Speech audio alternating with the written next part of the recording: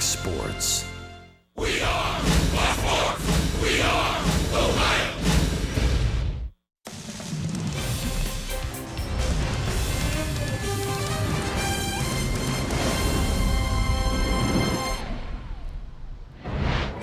Yesterday in Oakland, the Indians had the kind of game that hitters dream about. 15 runs, 20 hits, 11 of them doubles, 13 extra base hits in all season highs as the Indians drubbed the A's 15-3 to salvage the series finale. Now it's on to Kansas City for Central Division play against the Royals. Hi again, everyone. Matt Underwood alongside Rick Manning. So think about this. Let this sink in for a second. The Indians had 11 doubles yesterday.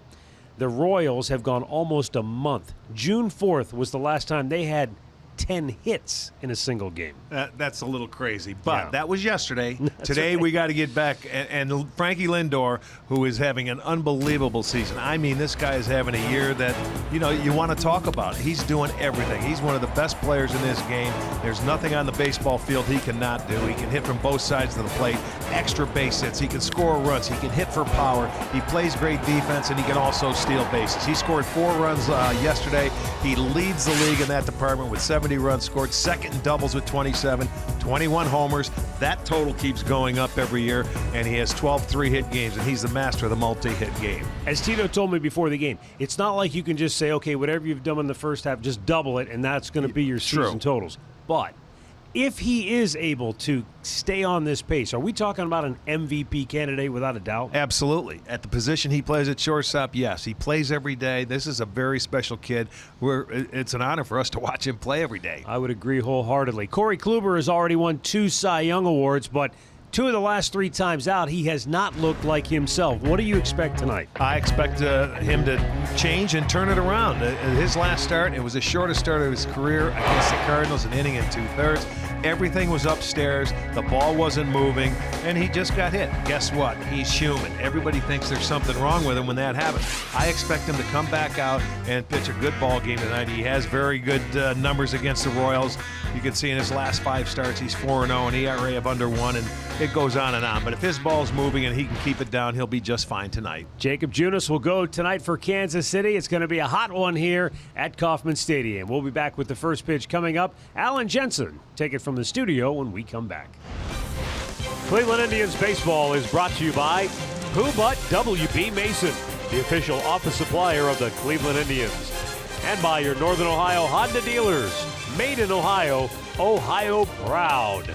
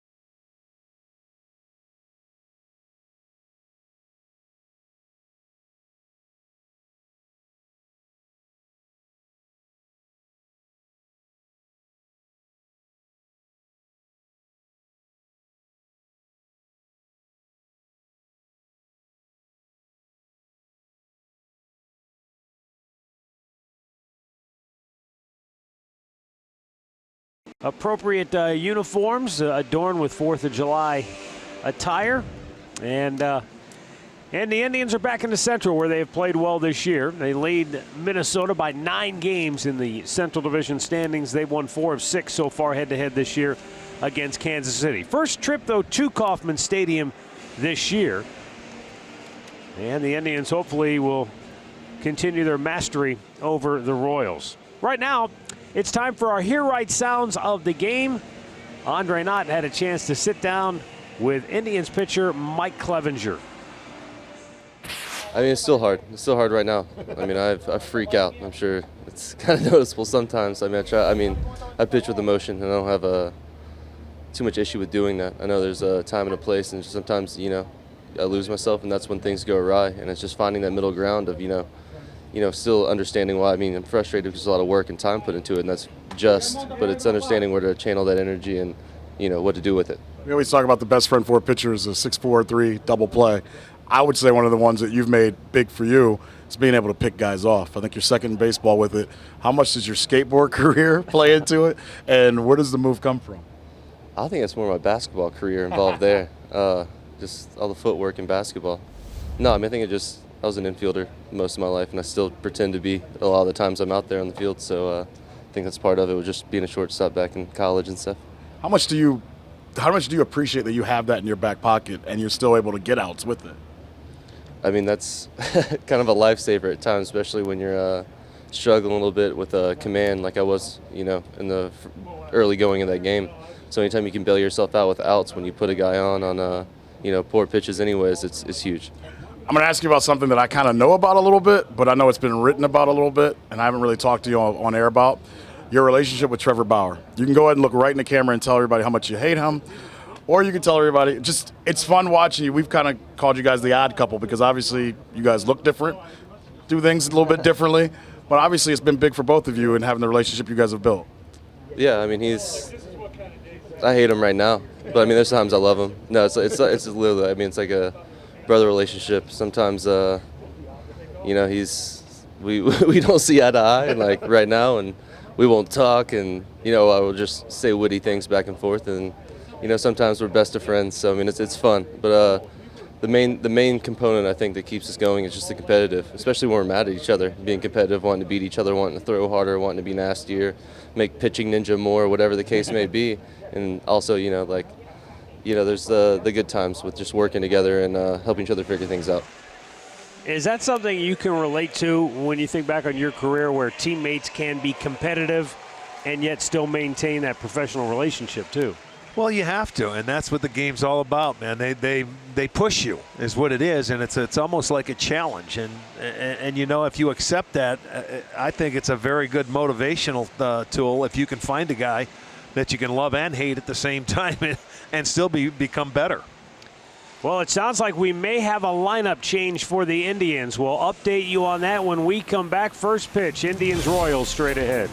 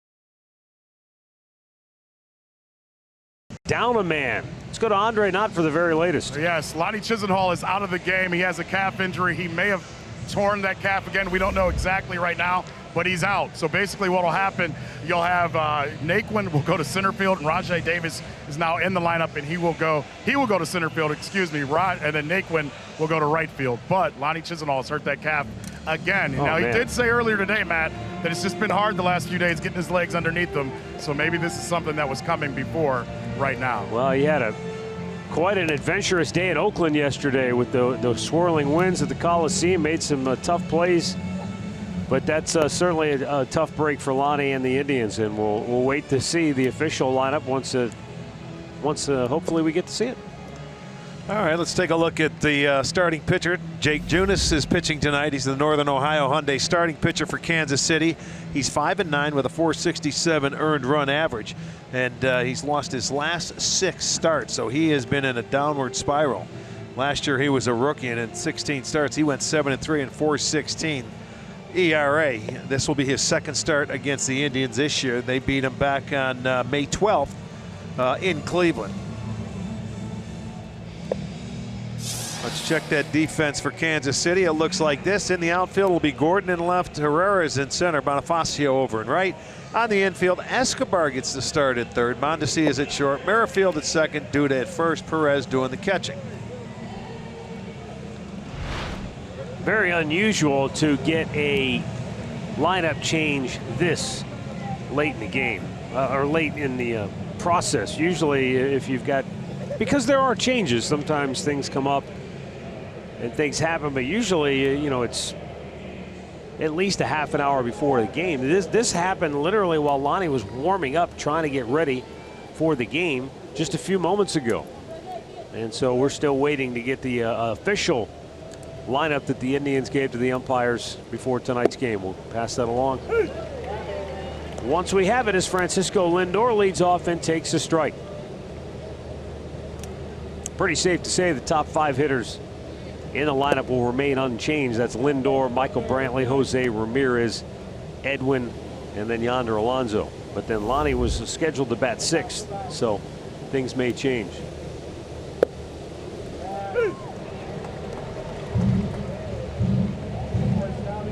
Lindor against the Royals earlier this year in Cleveland in those 6 games. He went 10 for 21. 2 homers, 3 driven in, 7 runs scored. And Jacob Junis facing Lindor with a 2-ball, 2-strike count.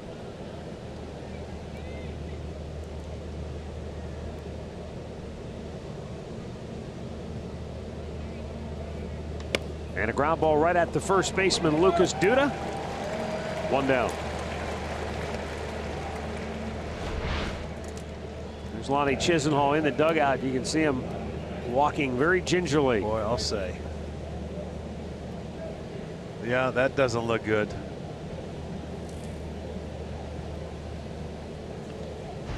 You're right. He was out getting loose. This could only be 5 minutes before the game.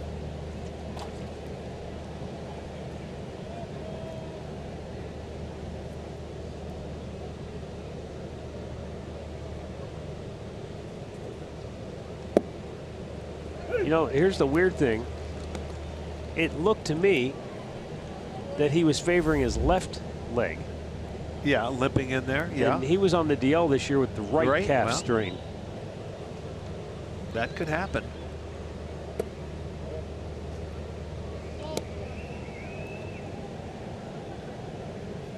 Michael Brantley against the Royals, 8 hits and 25 at bats. Couple of homers, 6 runs scored. And he's got a weak ground ball to first. 2 quick outs.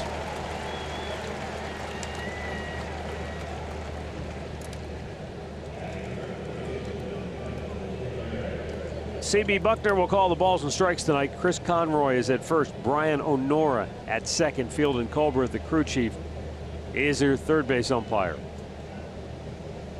There is Fielding. Up comes Jose Ramirez. 24 home runs, 55 runs batted in.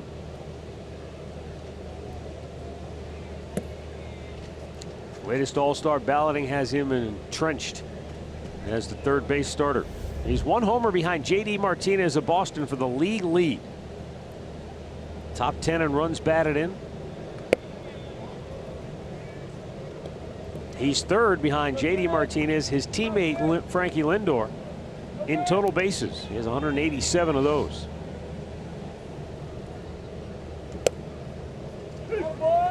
In addition, Ramirez is fourth in the league in walks, which also has given him the fourth best on-base percentage, fourth best in slugging percentage. Yeah, we figured the walks would go up because they started pitching around him a little bit more. But now, when you have 3 guys with 20 home runs in that lineup, it could change. It could get him pitched to a little bit more often if Edwin continues to keep swinging a hot bat. 3-1 pitch. And Ramirez yanks it foul. Full count. Fastball, changeup, curveball for Junis. He has a very good curveball.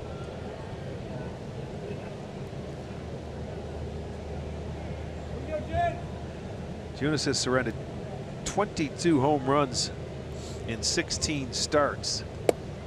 Just missed. Outside and a full count. Some of his problems lately in particular have been a direct result. You talked about the slider. And when you give up the home runs, usually it's because you try to throw a slider and it doesn't do anything. It hangs, It's spins. with the old cement mixer. Well, I mean, yes, those go a long way. But, you know, a lot of guys have a tough time hitting that breaking ball when you can locate it. You don't think about maybe in the same terms, but I suppose a pitcher, in particular a starter, can go through a slump with a particular pitch just like a hitter can go through at the plate. Yeah, some days you take the mound, you may not have your best pitch to get hitters out with, and you've got to find a way to navigate your way through a lineup, and that's awfully hard to do if you're minus your best pitch.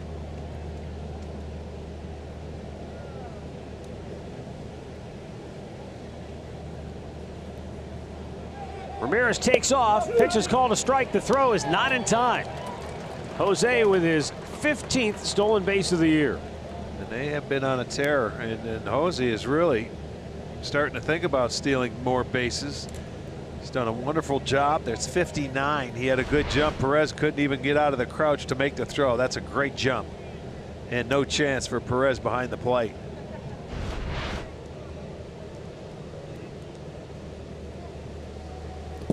Low, and Edwin able to hold off.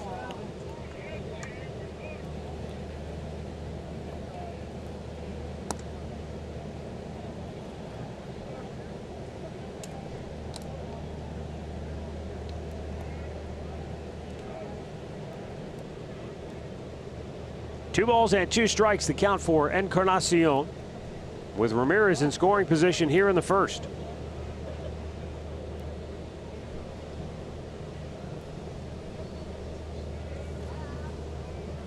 Swung on and missed. He strikes it out to end the inning. No runs, no hits, 1 left. The Royals are coming to bat when we come back.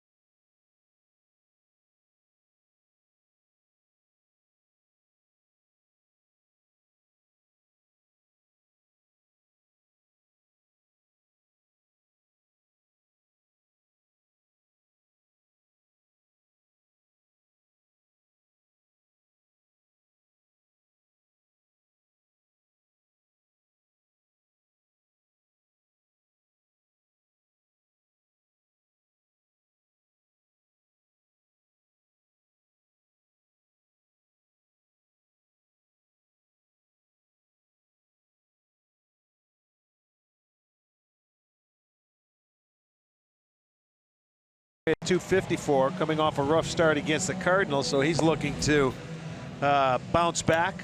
This will be his second start against Kansas City this year. He won his first one going 7 innings, 8 hits, and a couple of runs. There were no earned runs in that ball game, and 10-6 in his career against the Royals. Ned Yost starting 9 for Kansas City. Whit Merrifield leading it off, having a good year. Rosell Herrera is batting second, then Mike Moustakas. Salvador Perez, Lucas Duda, and Jorge Bonifacio. Alex Gordon, Alcides Escobar, and Adalberto Mondesi batting 9th.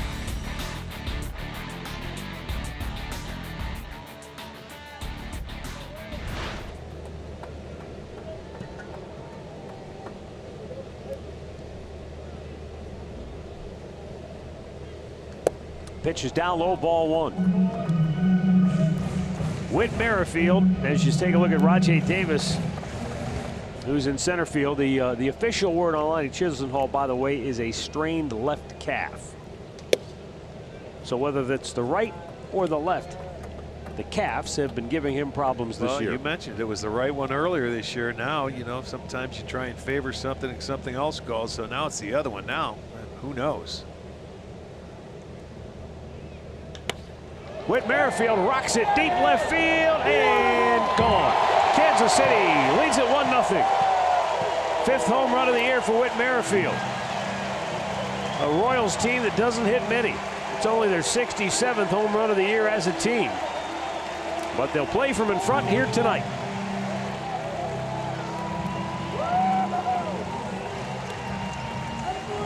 Second straight game, the leadoff man homers in the first inning off Corey Kluber. Fastball coming in, and he hits a line drive, and it gets out of here. That'll be his 5th home run.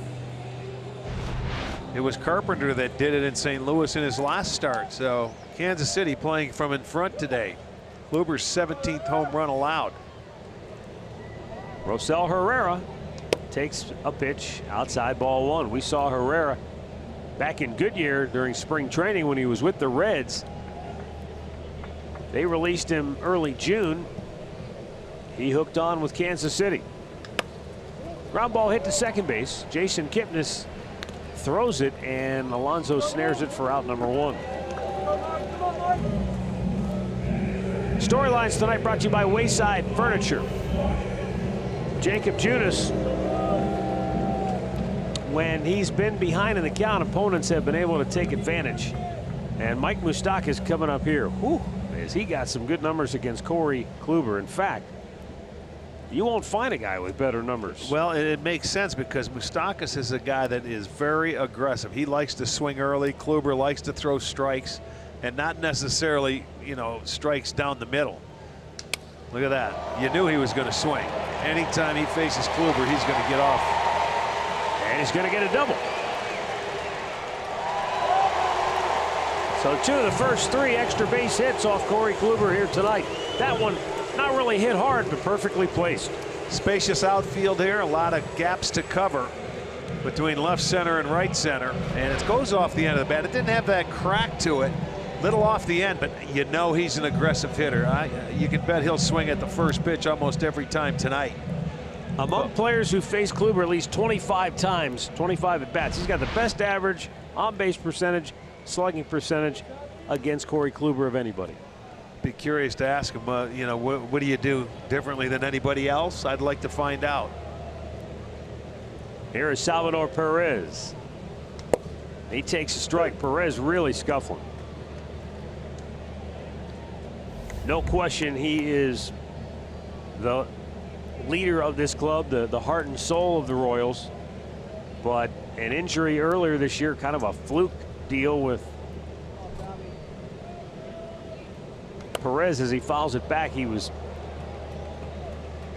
trying to take his suitcase to yes, the he was. truck. Absolutely. Coming down the stairs. And he went down on the stairs, a sprained left knee. Anyway, he's a guy they count on.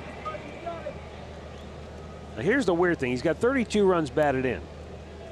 He hasn't had an RBI in 16 straight games. And he missed the first 20 games of the year. And yet those 32 RBIs, second most on the team. Yeah. This has been a team that they're last in the league in runs scored with 289 now. They're last in the league in home runs. You know, this used to be a team that they would never walk a whole lot. They were always last, but they could run a little bit and they would hit their way on.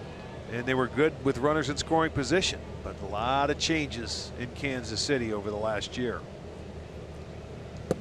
Kluber trying to shoot for that outside corner, but misses, and it's 2-2.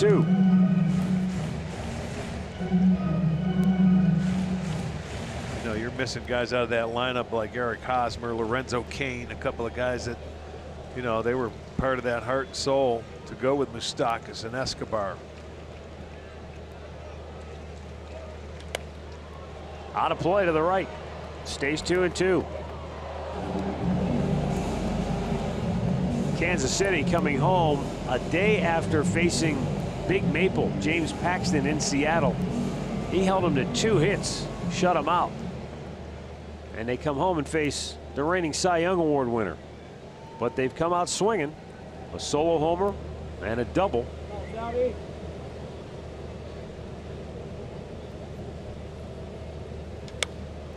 And a high pop foul out of play. Well, yeah, the thing Merrifield did for them. All right, boys, here we're home. Let's go. He got him on the board with one swing of the bat.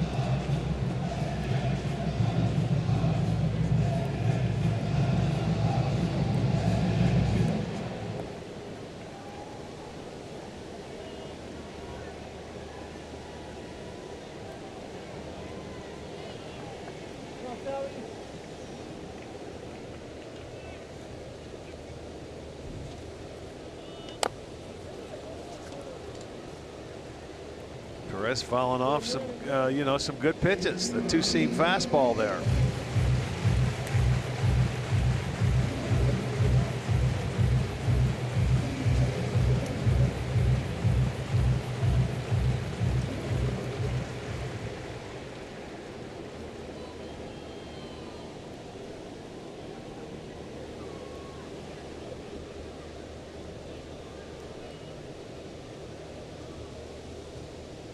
And the 2-2 off the end of the bat foul.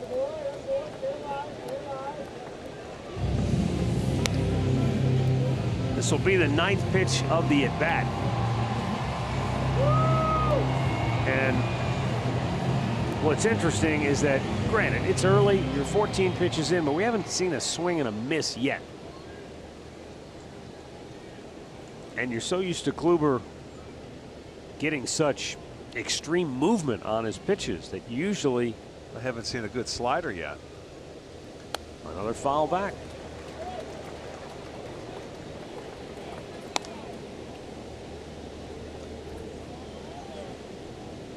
Corey's slider usually about 83, 84 miles an hour. That was at 86, and I think that was what he was trying to do there with the slider. But it didn't have the break or the bite it normally does. The depth was not there.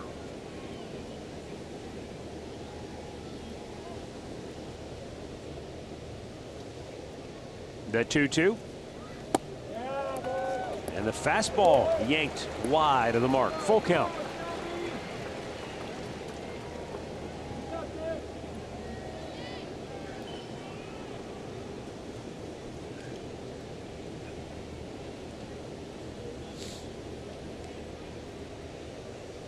Kluber checks Moustakas at second. The 3-2 on its way. And a line drive single to center field. Around third, Moustakas will be held. He runs through the stop sign. Throw to the plate is wide. And he's safe. Boy, they had him dead to rights if they execute. All they had to do was execute, and there was no way Moustakas was going to score. Instead, it's 2-0 Kansas City. He ran through a stop sign. But for Rajai Davis in center field, the throw was not a good one whatsoever. He wasn't even close to the pitcher's mound. As a matter of fact, he was between the mound and third base. You watch where this ball is cut off, and in comes Alonso, and he's got to continue to run, and he's in between third base and the pitcher's mound. If it's right at him, they would have a chance to cut it and get him, but now not on that throw. It's 2-0 Kansas City. And 4 batters in, the Royals have 3 hits. Lucas Duda. And he takes a fastball a tad high. Duda 0 for his last 10, 3 for his last 19.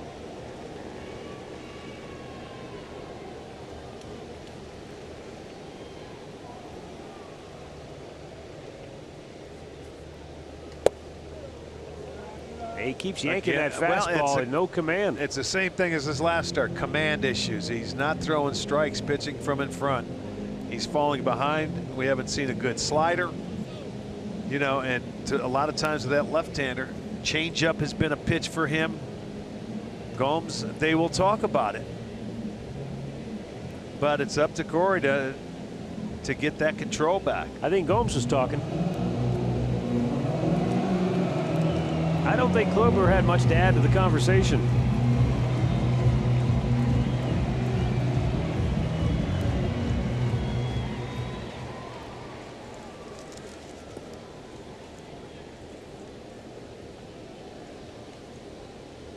So Perez at first with 1 out, and Lucas Duda the batter. 20th pitch of the inning. And that's high. 2-0.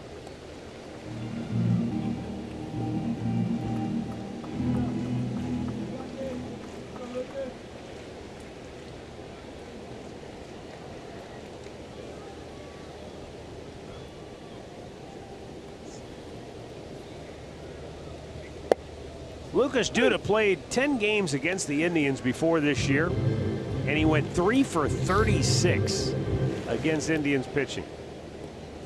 But he comes to the Royals, and now he's got a hit in all 6 games played against the Tribe this year. He's gone 8 for 25. In a good spot here, 3-1 pitch, swing and a miss, and a full count. That was a cutter that got inside on him right there. See the location in off the plate. He might have helped him out, but it was a well located cutter.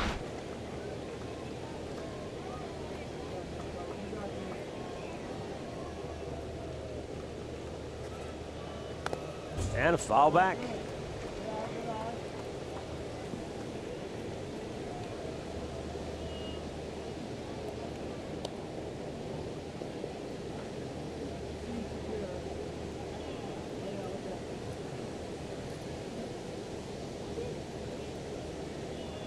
.88 degrees, our game time temperature. It reached the low 90s here in Kansas City today. Supposed to hit mid, maybe upper 90s by Wednesday. 3-2. Strike 3 called, inning over. Or excuse me, 2 down on the inning.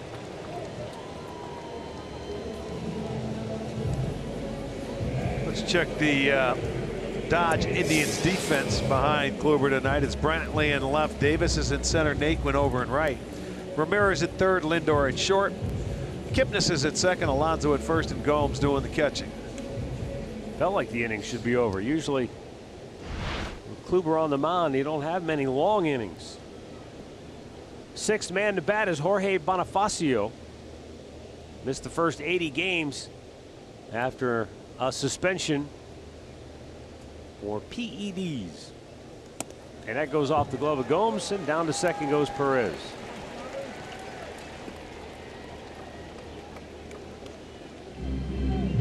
Passed ball is going to be issued to Yan Gomes, but again, the command just doesn't seem to be there for Kluber. You never expect Corey Kluber to throw a pitch that far into the left-handed batter's box. That's really a tough call for Gomes there. As that ball, he spiked it, and when you're catching this guy, it's almost like sitting in a rocking chair when you normally catch him. It'll be a pass ball, but I hope they can get out of it here.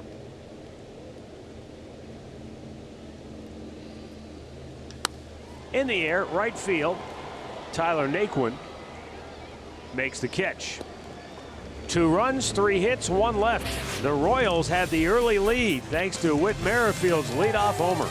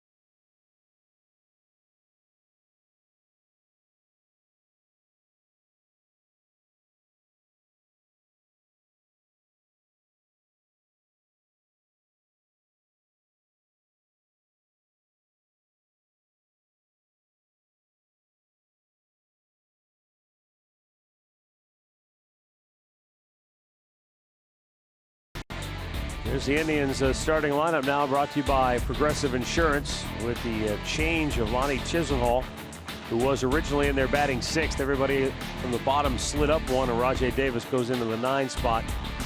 Raj in center, Tyler Naquin is in right. Yonder Alonso to lead off here in inning number 2. First pitch strike.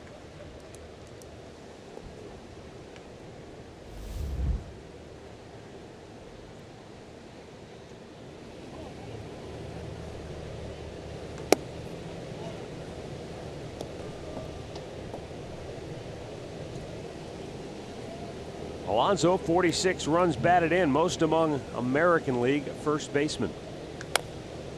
Pulls that foul.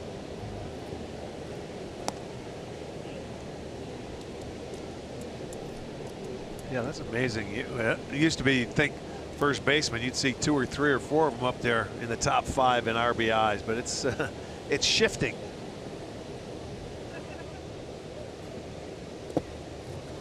Yeah, I don't know that teams necessarily look to build their clubs differently than in the past. I think you still want key guys at the corners and up the middle, but you just, I don't think you for a long time you never saw shortstops and second basemen with the kind of power that we have. That's what I'm saying. These guys are the shortstops and second basemen. Some of the middle infielders are the guys that are creating some power and a lot of RBIs.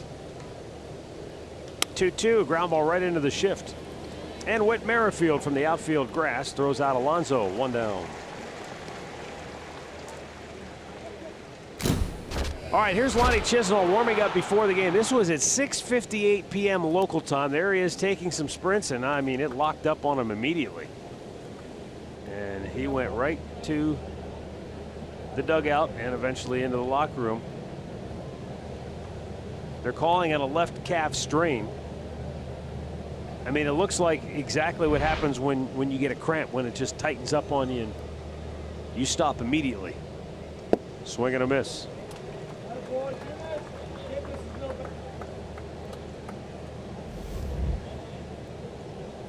Jason Kipnis 0 for his last 17 against Kansas City pitching.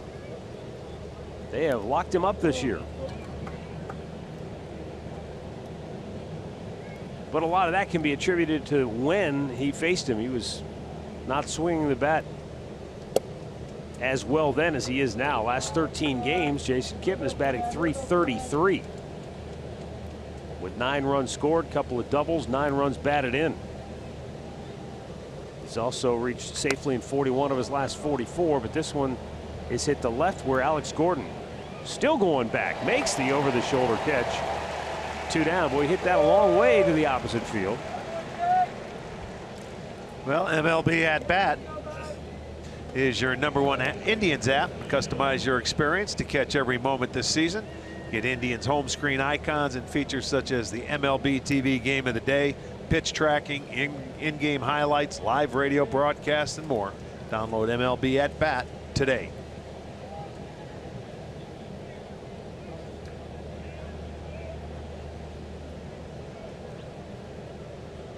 Here's Yan Gomes taking a pitch down low.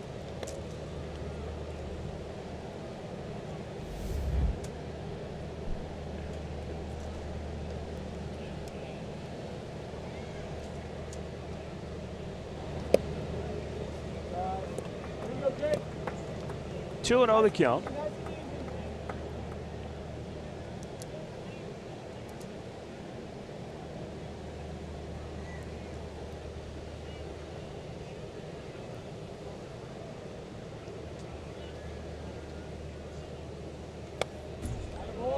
Gomes with a good swing and a fastball, but he fouls it straight back.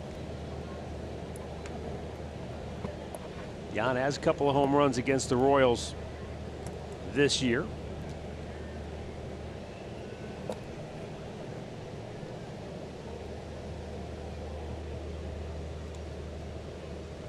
Hit him. Indians have their second base runner of the night as Gomes reaches with 2 down. Just a breaking ball that slips out of the hand of Junis, and nothing that Jan could do. You take it, you go to first base.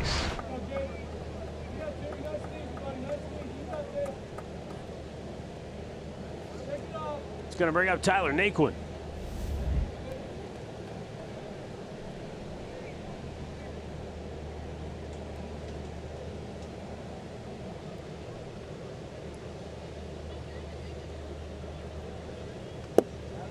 And he looks at a fastball.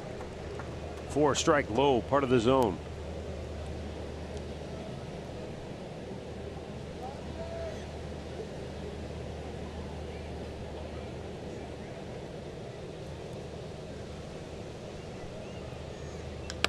Ground ball, right side. Merrifield has it, inning over. Middle of the second. Royals 2, Indians nothing.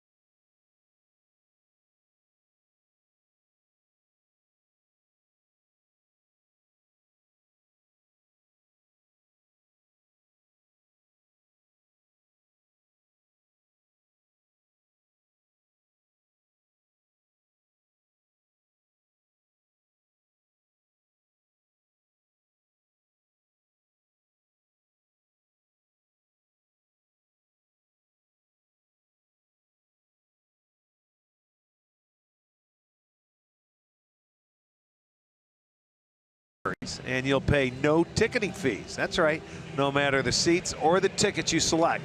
The offer only lasts until Thursday, July 5th. It'll take place at midnight. Get your tickets now at Indians.com. The fee-free promotion is presented by Discount Drug Mart. For Kansas City here in the home half of the second, bottom third of the order, Alex Gordon, Alcides Escobar, and Adalberto Mondesi due up. Three-man shift right side of the infield for Gordon. And the first pitch is swung on, fouled out of play down the left side.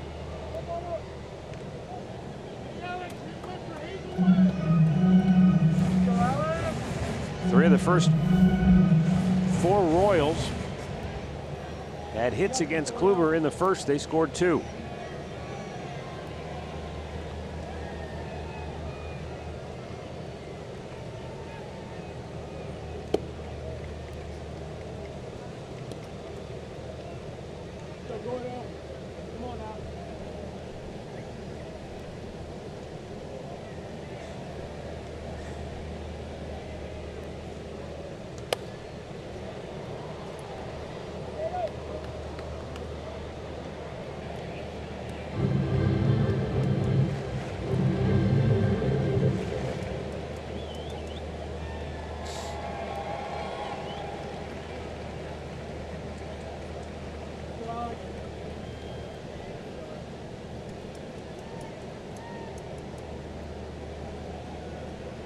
Now the 1-2.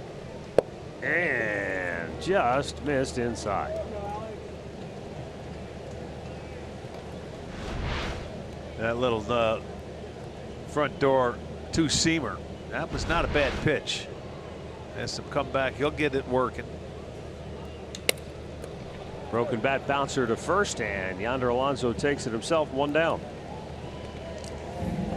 Player profile brought to you by Levin Furniture. It was not that long ago the Royals were world champions. In fact, it was 2015.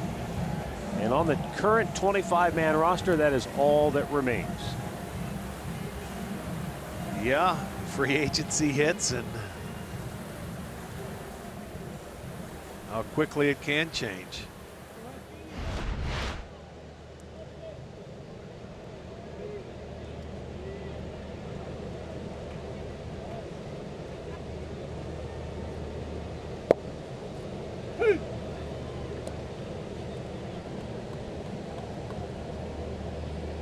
This is a guy now that was their everyday shortstop for years.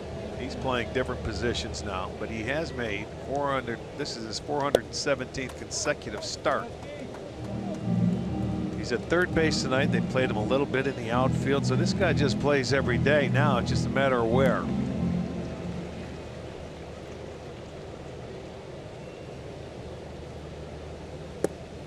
Playing every day is beyond just admirable. It's great for a manager to know that you have a guy that's that dependable. But fans in Kansas City want to see production, and Escobar batting below the Mendoza line on July the 2nd. And 0 for his last 12 overall. Yeah, but he's been a guy, and he was one of their catalysts when, remember that Ned Yost moved him into that leadoff spot their World Series year. Ended up really taking off and sparking this offense, but this year he is struggling. Second strikeout for Corey Kluber as Escobar is caught looking, 2 down in the inning. This is the good breaking ball from Kluber right there. Down, was nice at the knees, locked him up. It brings up Adalberto Mondesi, Kansas City shortstop, coming off a road trip in which he went 5 for 25 at the plate with a half dozen runs scored.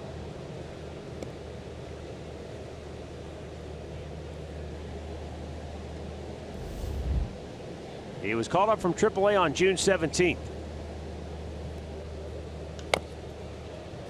If the last name sounds familiar, but the first name does not, he used to go by Raul Mondesi, which you may remember his father had a cannon for an arm as an outfielder with the Dodgers and other teams. But Adalberto changed his name coming into this year because he says, that's what my parents called me. That's why they gave him that name. The 1-1 fouled out of play. And he is no doubt their shortstop of the future. He's been lurking, you know, in AAA between last year and this year, and you know, with the way they're going now, he will be their everyday shortstop. A little low. 2-2.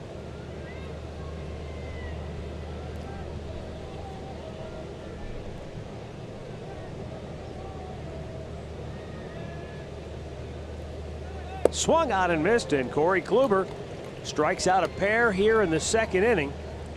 And it looks like he's back on track. 2-0 Kansas City through 2.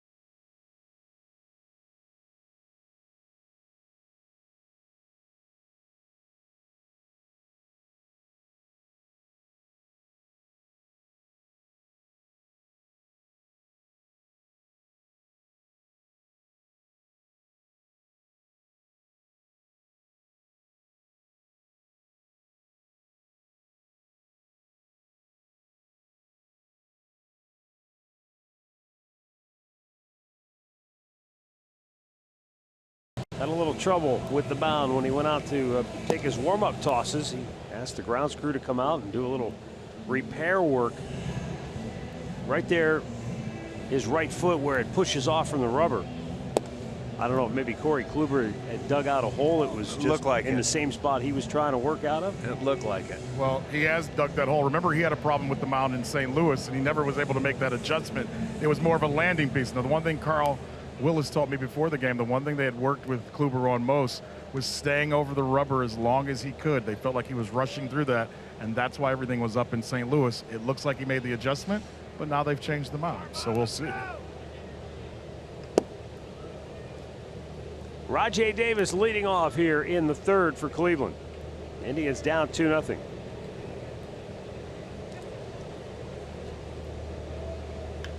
Rip fair down the left field line all the way down into the corner. Rajai Davis on his way to second base. He'll go in standing with a leadoff double.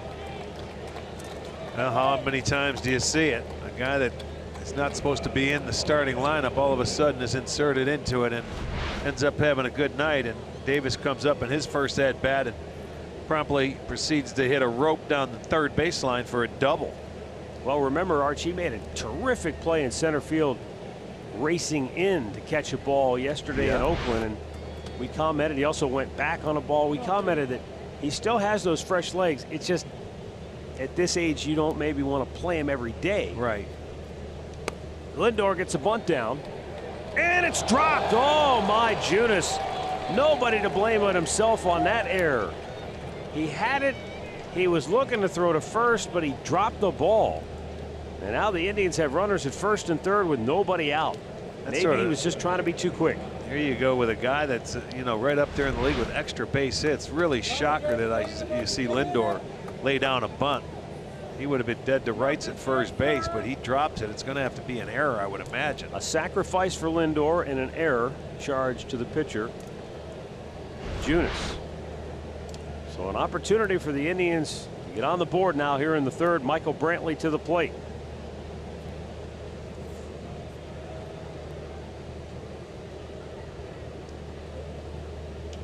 And Brantley with a fly ball to right field should get the run home. Let's see. Bonifacio makes the catch. His throw not in time. Rajai scores. It's a 2-1 Kansas City lead. And Michael Brantley has his 47th run batted in on the year.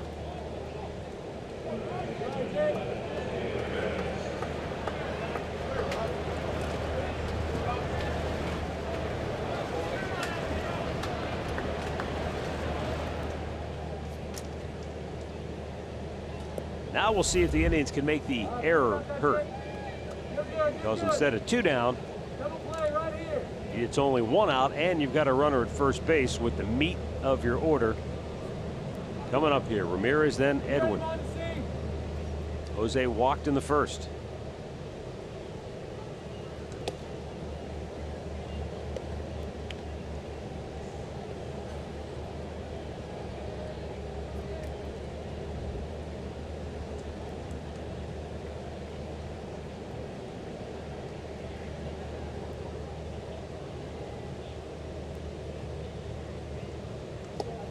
The error by Junis, now granted, it's a pitcher. It's not one of your everyday position players. The 40th of the year for Kansas City. They came in third best defensively in the league. So that's kind of always been a hallmark of Kansas City teams, and it continues to be so.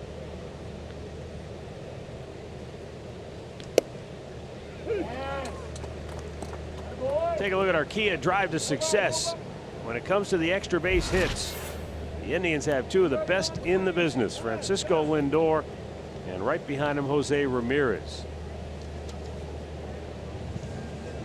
Pitching coach Cal Eldred going out for a rare visit mid at bat. Usually a visit to the mound occurs between hitters, but after the 0-1 pitch and a couple throws to first, Eldred wants to go out and talk to him, maybe specifically something about facing Ramirez. Yeah, and when you're facing Ramirez, you don't want to lose concentration, because earlier Ramirez stole a base on him. He's thinking that Lindor may try the same thing, but stay focused on that hitter.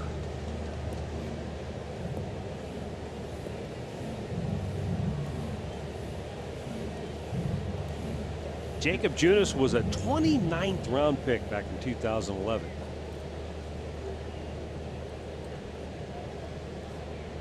I always get a kick out of that because, you know, we just had the draft a month ago. So much attention, understandably so, focused on those first couple of rounds. Ramirez jolts one down the right field line. It is a fair ball, and it one hops the fence. Lindor into third. He'll have to stop there. It's going to be a double for Ramirez, and that's his 23rd on the year. And it's the Indians' second double of the inning, and who knows, here we go again maybe. Yeah, 11 doubles yesterday. But Ramirez pulled this ball. He realized it was going to be fair going down the line here. And it's going to ricochet off the wall, and Bonifacio can get it in and hold Lindor at third base. Gets it into Merrifield. So now Edwin has an opportunity with second and third and just one out.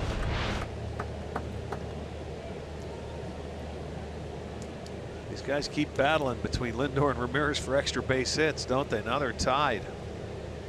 Edwin went too far, says home plate umpire C.B. Buckner. He's not happy that the home plate umpire didn't ask for help. Well, and Buckner was explaining it to Edwin why he called it. Take a look at it from the side. Let's see. You might have a good argument. No.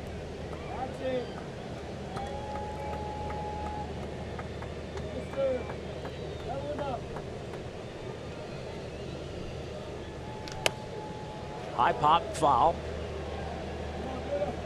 Out of play. Now here's where the error could really come into play. If Encarnacion at the very least can get a ball to the outfield, sac fly, get you that run home, you tie the game. And the error would be costly indeed.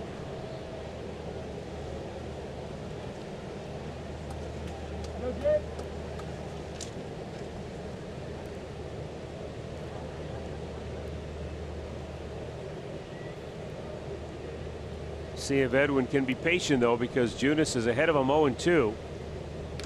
He hung a pitch and Edwin blasts it deep right field. Bonifacio back will make the catch on the warning track. Lindor tags and scores. Ramirez tags and moves to third, and it's a 2-2 game. Edwin with his 57th run batted in on the year. And when you've got a hitter down on the count 0-2, that's not the kind of pitch you want to make if you're Jacob Junis. He was lucky that ball didn't get hit out of here. Yeah, big ball yard, but he stayed right on it. That was a spinner that just stayed middle of the plate. And he's lucky it is still in play. But the Indians tie it up. That run will be unearned. And you know, the Indians, even though they have made more errors, they've made 49 compared to the 40 for Kansas City. They've given up fewer earned runs, 20-24 now. Kansas City has given up 24 now with that run scoring there.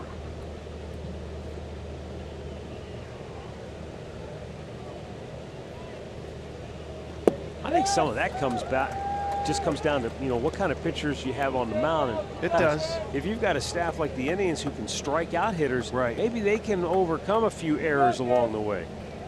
That's so true. They bail out their defense. Yes, I agree with that. Good block by Salvador Perez. Royals Gold Glove catcher, as big as he is, he's always been a dirt dog. He gets down and blocks everything. I think he'd like that nickname. I wouldn't call it to him to his face. Squash me like a bug. Tell you what, Arch, in the old days, if you were a runner coming around third and you saw him, you'd think twice about trying to absolutely collision. Right. Yes, you would. You may end up going around. It'd be like running into a cement post. Alonso trying to find a hole, but Merrifield throws him out to end the inning. Indians score a pair, aided by an error. We are tied at 2, middle of the third.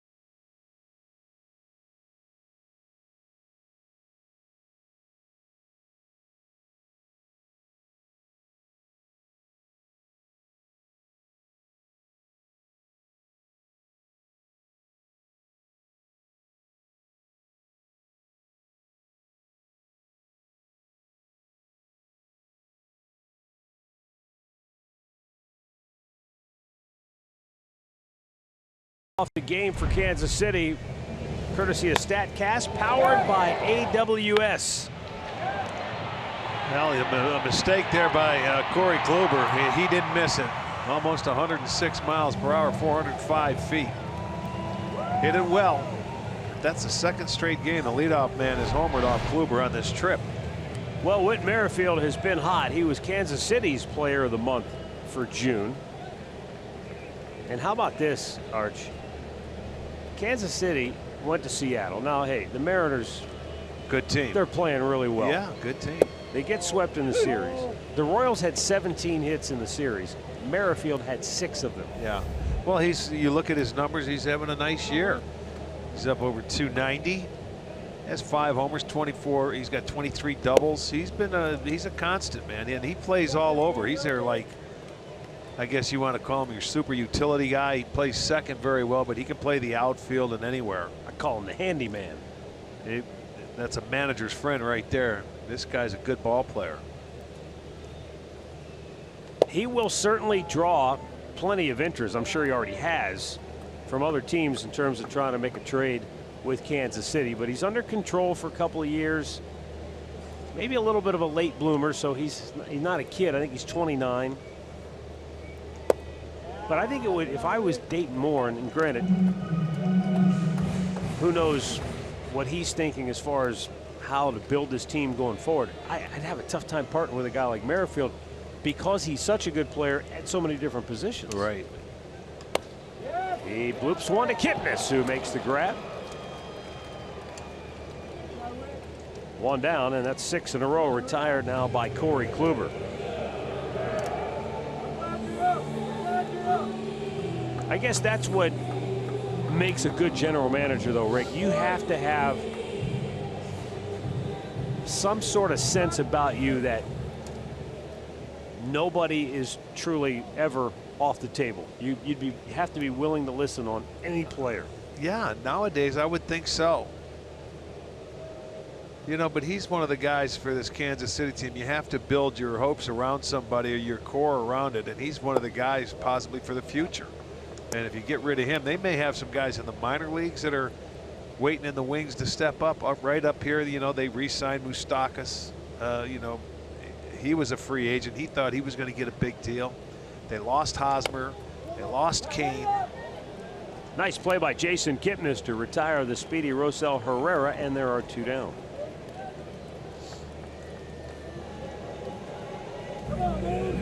You need some veteran leadership, you know, on a ball club when you're starting to rebuild and bring up a lot of kids.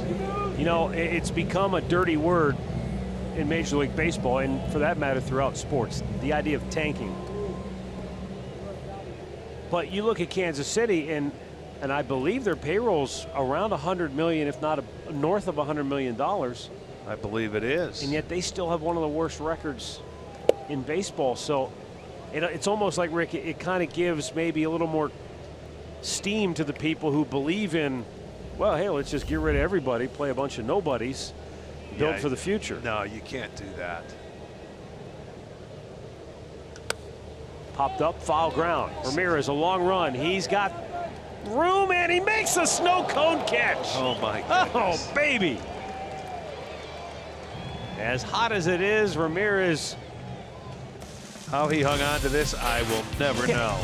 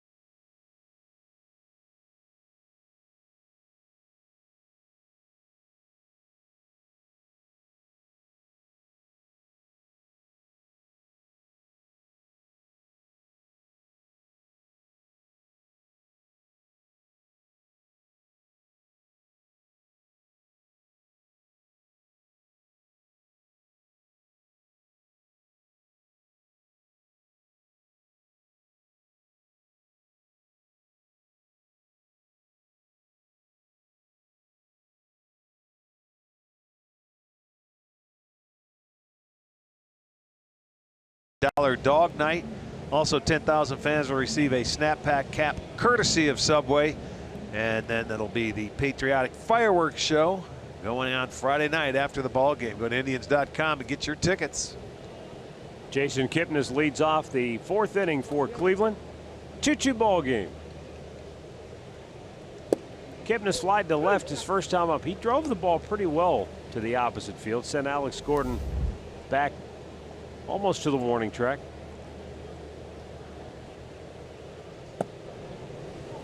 A 1-1.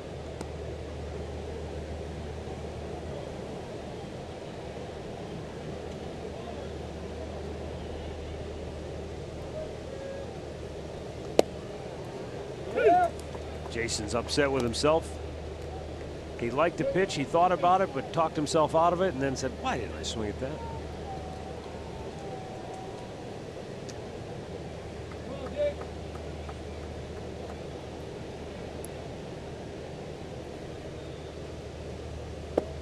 And he goes down hacking it an off-speed pitch. So he took the fastball, the one he wanted to swing at.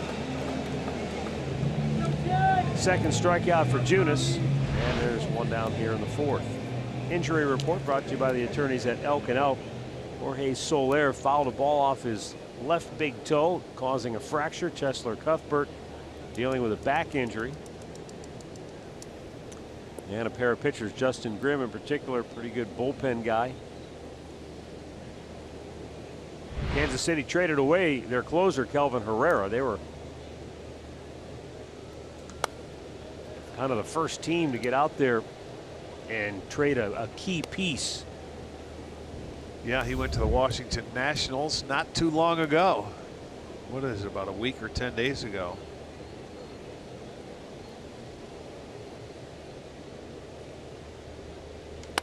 Beautiful. Gomes finds the hole on the right side. That was perfectly placed. Well, if they want to vacate that spot, he could do that all day long. He's been in a really good groove for the month of June, carrying it over now into July. Look at, they're playing, and they wanted it away, but this one stayed on the plate. You see where Perez's glove wanted it away. It stayed inside. It made it a lot more easier for him to just shoot it that way. Guys, I was talking to Tito before the game about hitting and just how the offense took off yesterday after struggling on the whole road trip. And he says it's obvious right now he's old because the way he thinks the game should be played isn't getting played that way right now. He thinks the offense took off yesterday because Edwin gave himself up early and drove the run in by going the other way. He says when his guys are going the other way, making contact, they're a better team than sitting around waiting for a home run. Now he says he can say it, but they've got to go out and do the actions with it, and he said they did that yesterday. He wants these guys to use the whole field and not just sit and wait for home runs like we talk about every day. They've been preaching it. He's not old. They've been preaching that forever. If we go the other way, and well, you know, hitters get pull happy. And Arch, he said he's not going to go away from it. He knows what's being told and what's happening with players, but he wants his guys to help each other and help themselves. Take what's given to them. Man, it just goes back to situational hitting. There are times where you can turn and let it rip. If the scoreboard and you got, the count's in your favor, go ahead. If you want to try to hit 110 miles, you've earned that right. You've worked yourself into a count. Go ahead. But then there are other counts, other situations where give yourself up, give in, take the pitch, go the other way, do what you have to do to drive the run home. Whatever those every little at bat things is are. different. Yeah. Right. You know, I mean, when you have a good solid pitching and you don't have to score as many runs as a lot of other clubs have to do, you should be a situational ball club. Hey, you may have good hitters. It'll all come around again. Well, and it plays off, Matt, your conversation you had with Tito about the numbers that Lindor's put up in Ramirez. He says, it's great that they're hitting power and they've got home runs, because the great thing about them is that they can hit the ball the other way. They can get doubles and singles and triples and runs as well. You know what else was interesting about that, Andre, is Tyler Naquin's going to get first base after he was plunked in the foot. The good-natured relationship that Lindor and Ramirez have, and for the lack of a better term, sibling rivalry, if you will. They both push each other. There is no rivalry there. But there is competition. Oh, what did you do? Well, watch me now. And that drives both of them to be better. It's just that you were talking about earlier about Clevenger and Bauer. Right. They love pushing each other, and they were, and Cleb was serious earlier. He goes, we're not getting along right now. But who's sitting right? I'm pretty sure they've been sitting by each other during this game watching. as Kluber pitches. And I think they push each other because they know that they're at the, I don't want to say the bottom of the rotation, but they know they've got to pull their part, and they're going to keep pushing themselves to do it. But I think what we're seeing with Lindor and Ramirez, I know I heard you say it in the open, Arch, and I totally agree with you. It's a pleasure to get to watch what these two are doing every single night. Yeah, it certainly is. Well, here's Rajai Davis now with 2 on, 1 out. Lindor in the on-deck circle. Rajai doubled by pulling a ball inside the bag by Alcides Escobar. His first time up, and he just got hit. His third guy that he's hit, and now it's on breaking balls. It's not intentional, folks. He's just digging a hole for himself now. Wow. But I mean, after the single by Gomes going the other way, he hit Naquin in the foot, and then he just clips Davis up around the arm or the elbow area. It got him. Back to back. Yeah, you can hear the tick. Well, guess what? It's that time again. Bases loaded time. And there goes that man again. Francisco Lindor at the plate.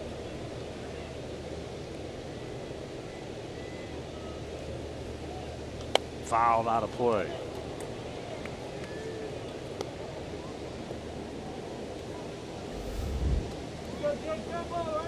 Right here.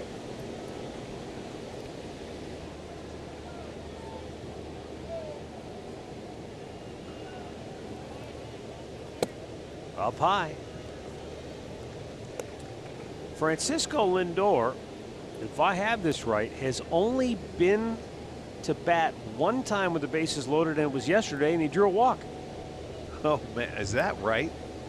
As many times as they've had the bases loaded this year, and as well as they've done, yes, it is. But I guess it's not all that hard to believe when you think he's been the leadoff guy most of the season. But he's got an opportunity now.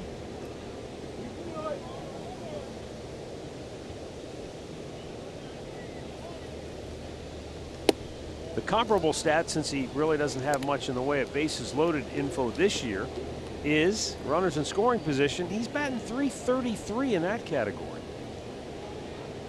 You think about how well he's done as a leadoff man in scoring runs.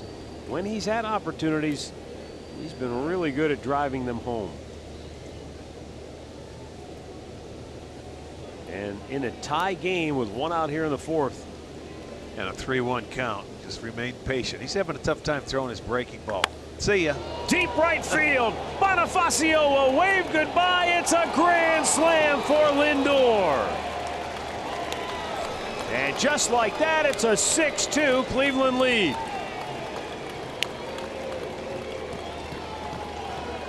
Second career grand slam for Francisco Lindor.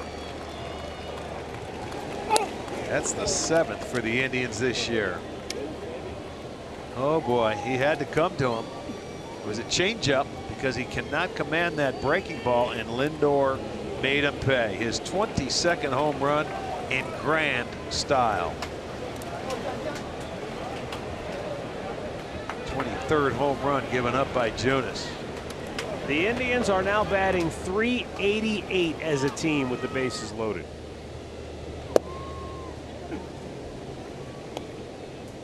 And even better than that, they are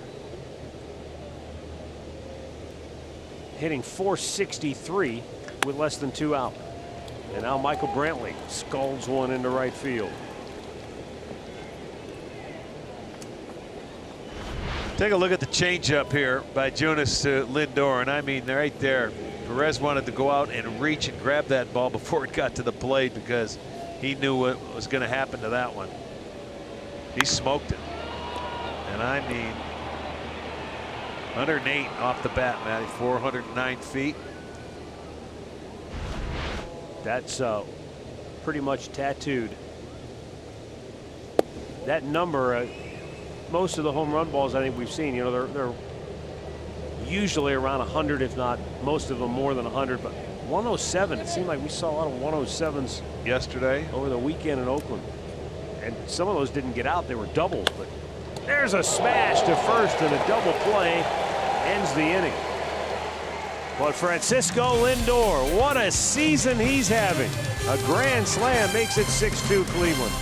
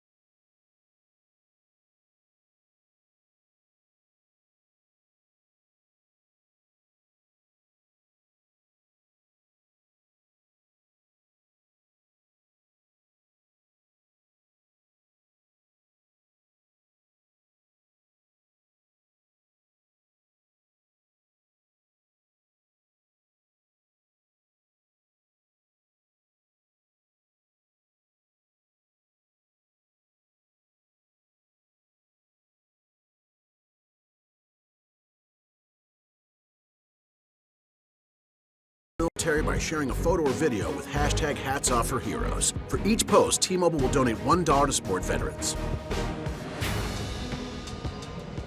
It's a 6-2 Cleveland lead. Bottom of the fourth inning here at Kauffman Stadium in Kansas City.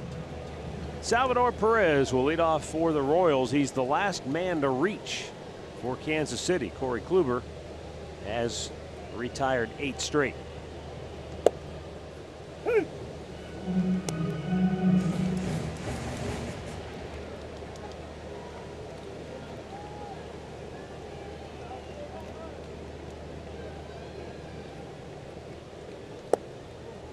Perez with an RBI single to center field in the first inning. It snapped a string of 16 straight games without a run batted in. Yeah, a lengthy at bat. High drive left field, but not deep. Brantley drifting back. One away. Let's go back to the final play of the bottom of the third inning. He's playing actually shortstop, and it was about in the baseline, but he had to cover some ground, and I mean, he picks it up right off the ground. How it's stuck in the end of that glove, I don't know, because the infielder's gloves are smaller than outfielders for sure. But boy, he was able to hang on. Snow cone variety. Everybody wants a snow cone around the 4th of July holiday. Especially, yeah, when it's this hot, yes indeed.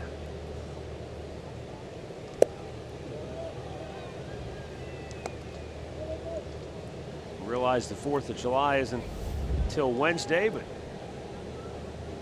for those of you that might be taking an extended holiday break, enjoy it safely with friends and family. The 1-0 pitch to Lucas Duda is called a strike. He was out looking in the first inning.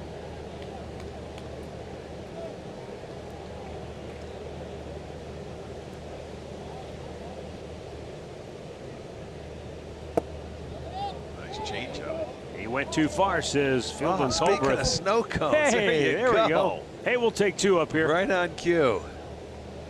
Get 2 for my friend down, for Andre down there in the third base box. Give him 1 pink, 1 blue. In off the plate. 2-2. I thought that was red. Is that pink? Looked pink to me. I might have to get one to find out. Looked like cotton candy. I see cotton candy now too. Now you're looking. The 2-2 is swung on and missed, and Corey Kluber has fan 4 on the night. And now 10 in a row retired by the Indians right-hander.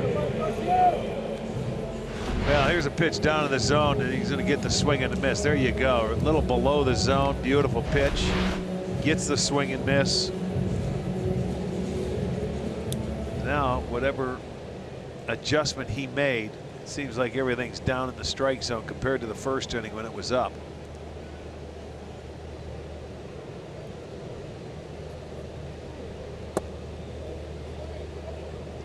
We'll have to maybe confer with Jensen when we get him on in the 8th inning.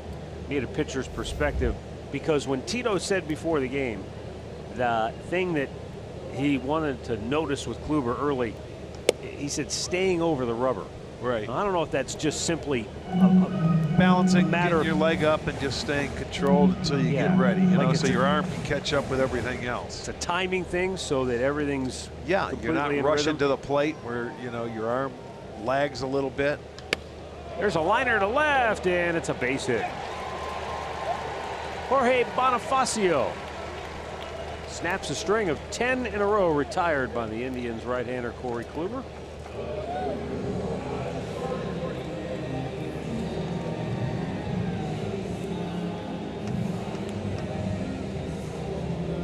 Well, the Indians have won 73 in a row, and they give Corey Kluber 4 or more. And even though he started out a little shaky, he has seemingly found his rhythm. He usually does reel it in.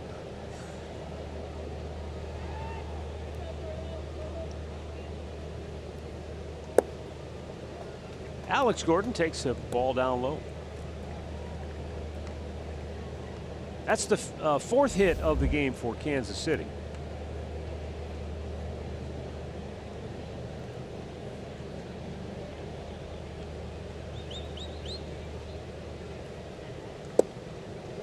One and one to count. Well, here's why the Indians have their shift on for Gordon, 36%. Yeah, right into the strength of that percentage.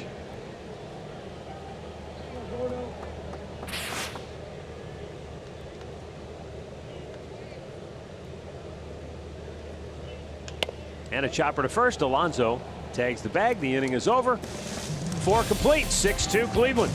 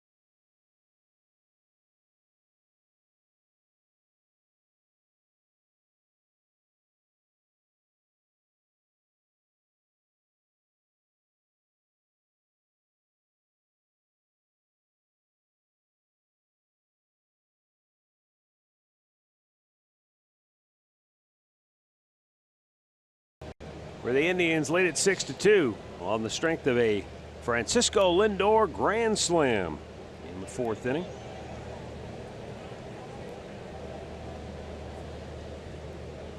The Royals have 12 games, including tonight, before the All-Star break. And unless they really turn things around, they are headed for one of their worst pre-All-Star break winning percentages in franchise history, as Encarnacion sends one to Adalberto Mondesi for out number 1.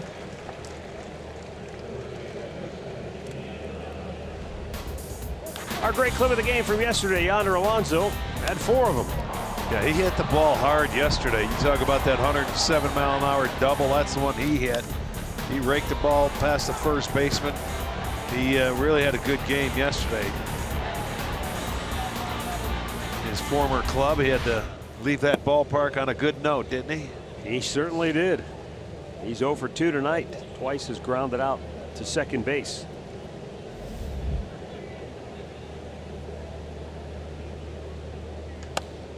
And it's just foul.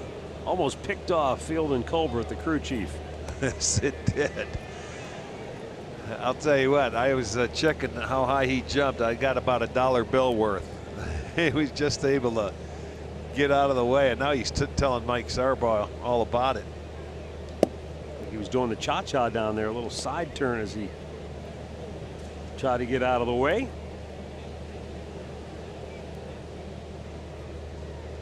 Two-1 to Alonso, and a big bouncing ball to first. Duda. 2 down. So far this year, the Royals' winning percentage is .301. The worst mark ever was .345, and that was in 2005. And by my count, if they go 6-6, I think that'll be the worst ever. Wow. Before the All-Star break. Well, it doesn't get any easier after we leave. The Red Sox come into town after an off day on Thursday for them. They get the Red Sox Friday, Saturday, Sunday, and then they're out on the road until the break.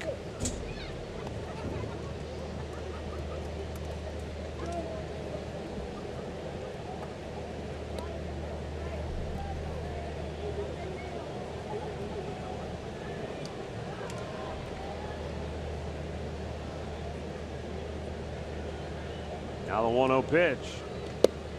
A little low.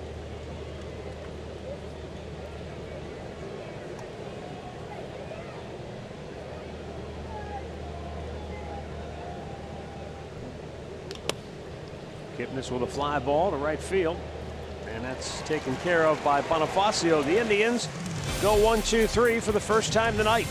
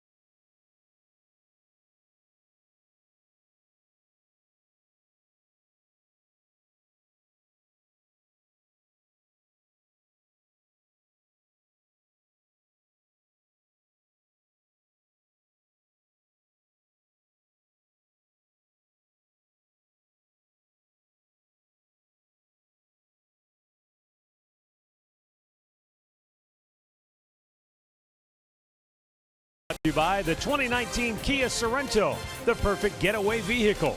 Visit KiaDealers.com to learn more. By Levin Furniture. For the best deals on furniture and mattresses, shop Levin's. And by your Chevy Network dealers. Visit ClickChevy.com. Chevrolet, find new roads. Bottom of the 5th here in Kansas City. Alcides Escobar swings at the first pitch and fouls it toward the Royals dugout, and it's just beyond the reach of Yan Gomes, who gave it a long look along with Yonder Alonso.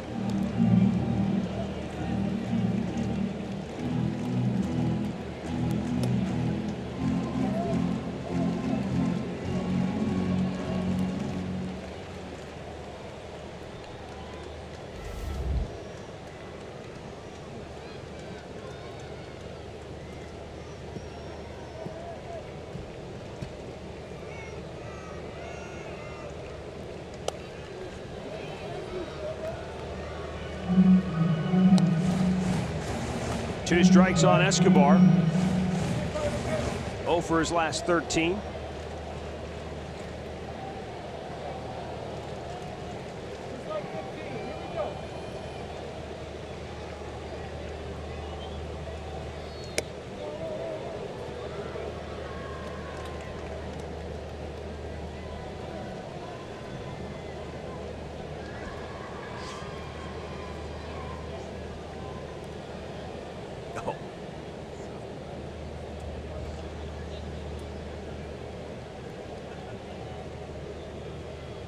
Now the 1 to the 1-2, and a ground ball to first. Alonso will take it himself. 1 down. Swinging to summer tomorrow night when the Indians and Royals continue the series here at Kauffman Stadium. Shane Bieber against Danny Duffy.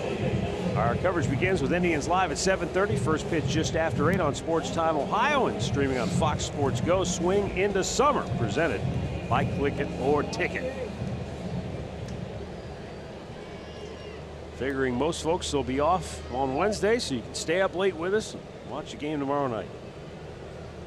Adalberto Mondesi struck out his only time up in the 2nd inning.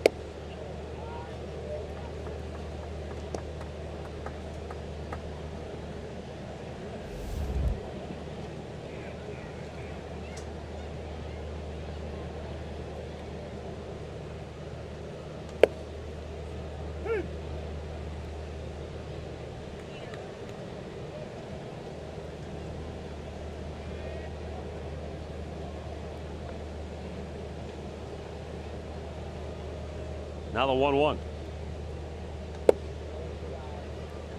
Were you ever mechanically inclined?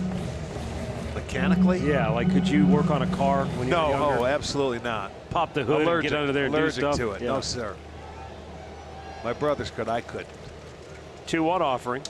Broken bat. And Jason Kipnis with a heck of a play to track it down. 2 gone here in the 5th. I bring that up because of Corey Kluber tonight. He was shaky early, but Carl Willis, like a great mechanic, went out and made a few adjustments with him. Or maybe he didn't do anything at all, but Corey Kluber may have made the adjustment on his own. But Rick, something changed from the 4th batter on tonight. Well, you can see he was elevated, and some pitches that had a little too much of the plate. The hitters let him know that. So Willis was telling him what he saw, and then watch where the ball starts. Get down in the strike zone a little bit more, and that's where he normally lives, is down. So he made a nice adjustment. Matt, Rick, I will say this. Your dad knows how to work on cars. My dad does know how. He's sitting somewhere, Matt, that I don't know as well as he's taught me. I can admit that part. Yeah, me too. But I got to say this. I know Carl had a long talk with Jan Gomes as well as Klubs. Now, Kluber said after the game in St. Louis, he took it all on himself. He says, I didn't make the adjustment that I needed to make. He says, I knew it was something that was off. I didn't find it, and that's my fault, and it's my job to find it. And the first inning did look a little bit like the game in St. Louis where he couldn't get stuff down. But he made the adjustment But he made here. the adjustment, absolutely. Well, the Royals go in order, and we go on to the 6th with the Indians up 6-2.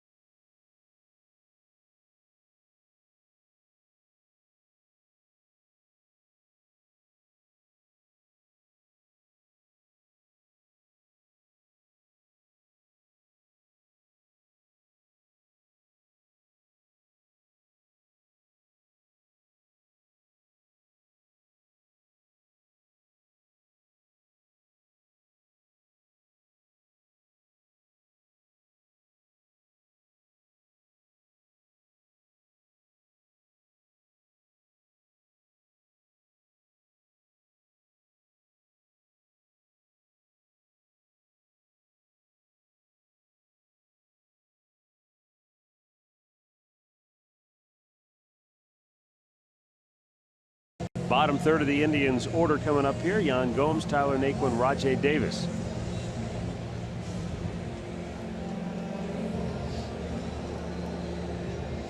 It's funny, you always hear about 4th of July weekend whenever it falls on the weekend. I kind of like this 4th of July week. Yeah. Why not celebrate it for multiple Absolutely. days?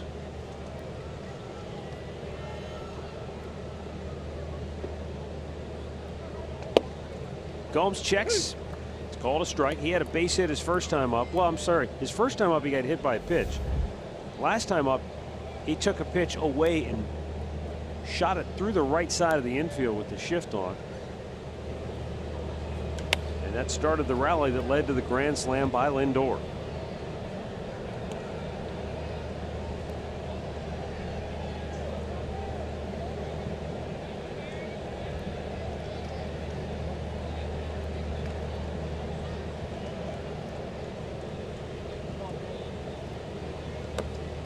Fouls that right back.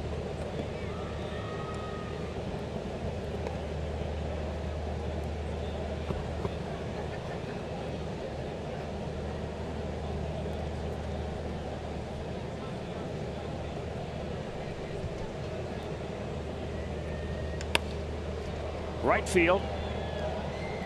Bonifacio. One down. Mid-game summary brought to you by your local Toyota dealers. In the first inning, Salvador Perez made it 2-0 Kansas City with his first RBI in his last 17 games. But the Indians came right back in the third. Edwin Encarnacion with a sac fly tied it at 2. And then in the fourth, a grand slam by Lindor made it 6-2 Indians.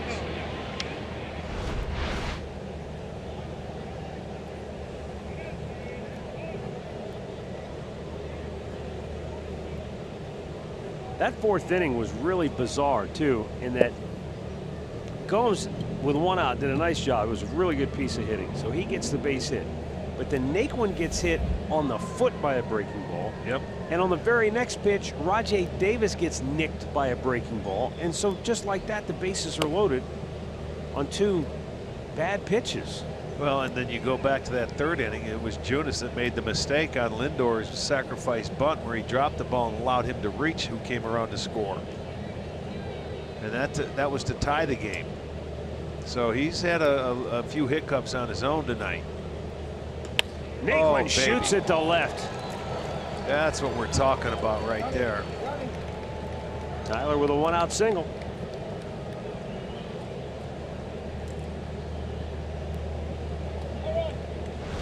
Watch how he just uses his arms right here. Just sits, boom. That ball is about 6 inches off the plate, but he has great plate coverage, and that's all he did. He let it go deep into the zone.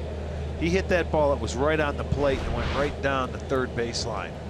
You know, though, that angle really illustrates perfectly when you always talk about how the ball's elevated. It was away, but it was elevated. Right. If that ball, if you take another look at that shot we had, and you imagine that ball being down at the knee level, you can see how much harder that would have been to hit. Yeah, watch. He doesn't have to use his upper body. He can just keep his hands out there and throw them. But if you got to get down there when it's at knees or below, then you got to really go with that pitch and be on it. And that's a rarity to hit a pitch like that down and away, unless you almost throw your bat at it. That went. Couldn't tell if they got a piece of Perez on its way back to the screen or just fouled straight back. But 0-2 the count. Naquin aboard with 1 down. Rajai Davis, who's already doubled and scored, and came around on the grand slam by Lindor after he was nicked by a pitch.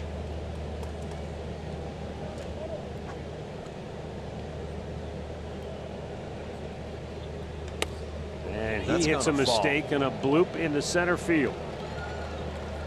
Junis, with his breaking ball tonight, it's either hung in the middle of the plate or it's hit people. Yeah, he's had a tough time commanding that pitch. And, you know, he has a good breaking ball, but he hasn't had it tonight. And maybe that's been one of his problems. He has lost his last 6 starts. And when you think about it, as Eldred will go out, the pitching coach, you know, he only allowed, what did he have? 16 starts as a rookie. Let me see here. got to go back. He didn't lose 6 times in his previous 30 outings prior to these 6 starts. That's how, I mean, so he's in the spot right now where he's got to find something. Being the rookie last year, he had a nice year, but it's time to make an adjustment. I thought he had a very good breaking ball, but tonight it's not showing.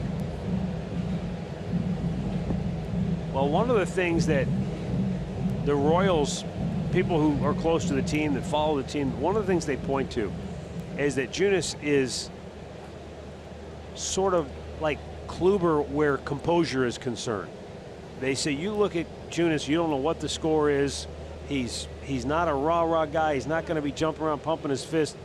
Very placid at all times, but just reading body language, he looks like a guy whose confidence is definitely shaken. Yeah, and that's very understandable with what he's gone through. How many starts you say? 6 straight? 6 straight losses, 6 yes. straight losses. Yeah. That'll tend to test anybody. Sure it would. But you see, there was a first breaking ball for a strike. He tried to do this earlier, and then in that one inning, it just he lost it for whatever reason.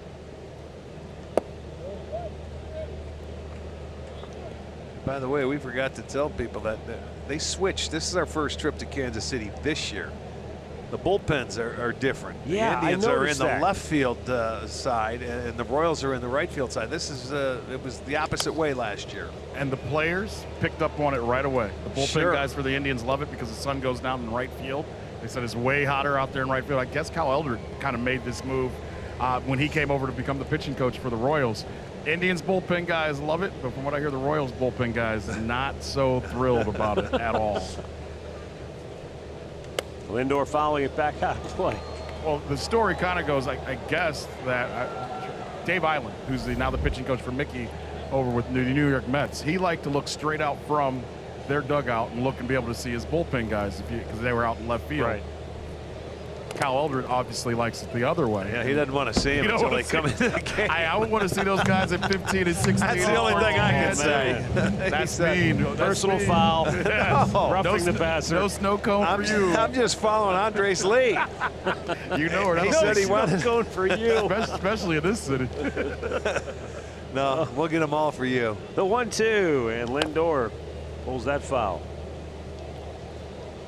Well, speaking of the bullpen, the Royals have left-hander up, ready to go.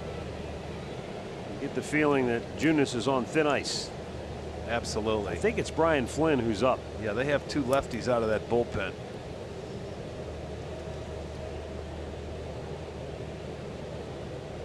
They bunch Lindor in the right center field gap.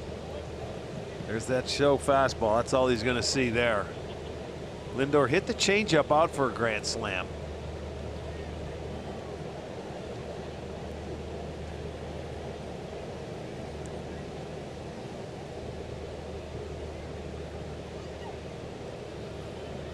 Oh, he hits another one high and deep and gone. Lindor with another home run. This one a 3-run smash in the 6th, and the route is on.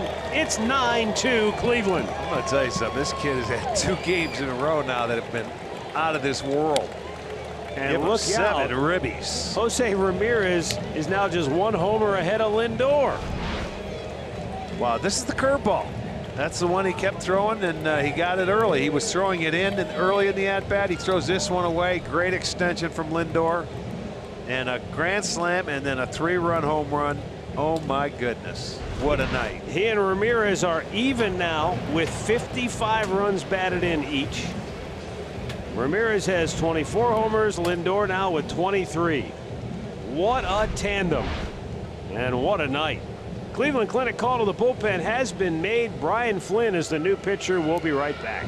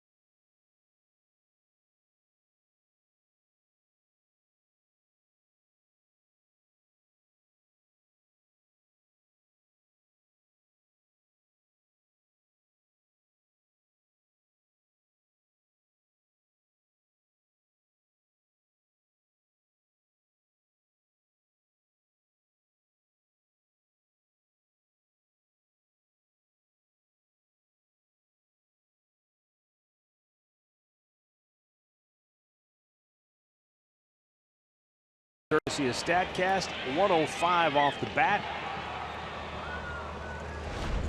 Well, it's just impressive. They hit the changeup out and really smoked that one to right. He had a little more swinging room, and he goes to right center with that breaking ball that was away.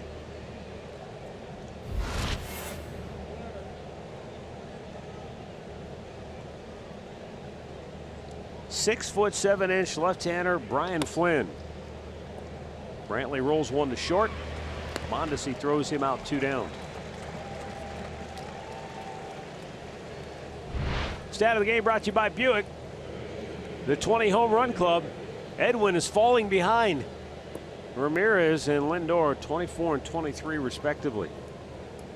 Only team in baseball coming into today with 3 players having homered at least 20 times. And you know, Ramirez ropes one to left. Well, he's not going to stop. No, here. he's going for 2. He's upset. He may only get a double, but he's got to get the extra base hit. He was not going to stop. He's got 2 doubles on the night. Right.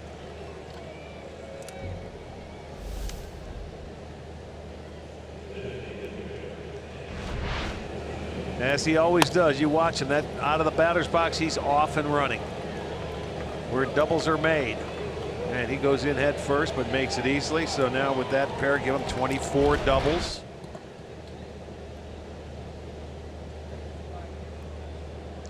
Here's Edwin. So I asked Terry before the game, Terry Francona, I said, okay, I think all of us expected Edwin to hit 20 or so home runs by the All-Star break, but right. I don't know about Lindor and Ramirez that you saw this kind of power coming. Maybe, hey, if they finish the season where they're at right now, you'd say that's a good year for those 2 guys. But now they're on a pace to have some incredible numbers in terms of offense. And he said, I don't think that we sat around and said, oh, these guys could hit 40 home runs this year. You know, yes, I understand. But he said you watch these guys swing and you're not surprised because of how they approach each and every at bat. And, you know, part of it is, I suppose, 1, the physical maturation, and 2, the mental part of it. I mean, you watch Lindor in those at bats, it's almost like he knows what's coming because he's watched how they've attacked him, and he's maturing as a guy. You know, he's got less than 4 years in the big leagues, and he's getting stronger. But you know what the amazing thing is, Matt, that he works at it. He really does work at it extra. Yeah. You know, he wanted to get the ball out in front. He felt like his bat wasn't getting through the zone, and he made that change out in Oakland, and it paid a difference. Well, he's been the difference tonight. A grand slam in the 4th and a 3-run shot in the 6th, and it's 9-2 Cleveland.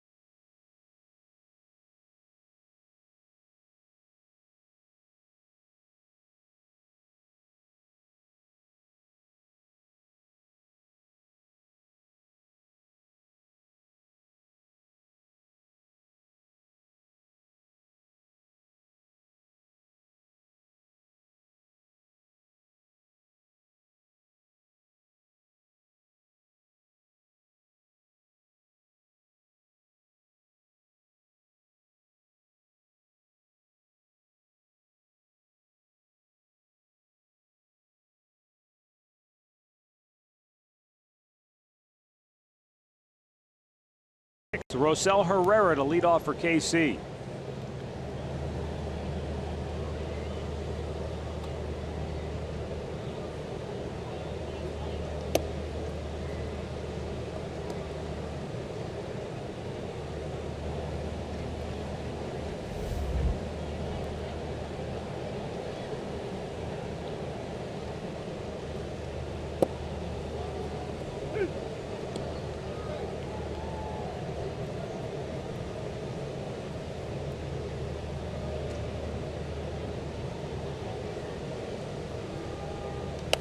Back out of play. Send along birthday wishes to Mary Bell Metzger, turning 80 from Beloit, Ohio. Martha Hilborn is 82 from Greene, Ohio, and celebrating a 55th wedding anniversary, Esther and Frank Cutlip of Hartville. Congratulations.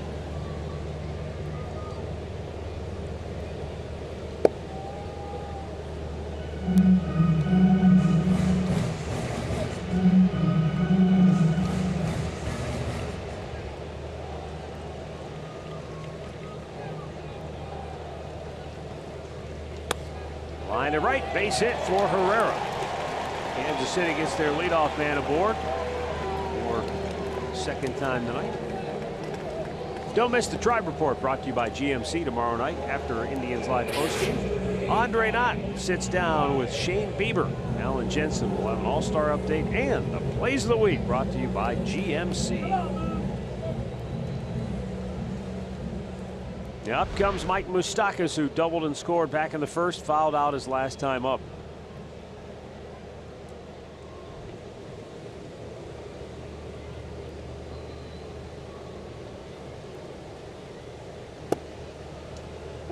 And Kluber delivers a strike.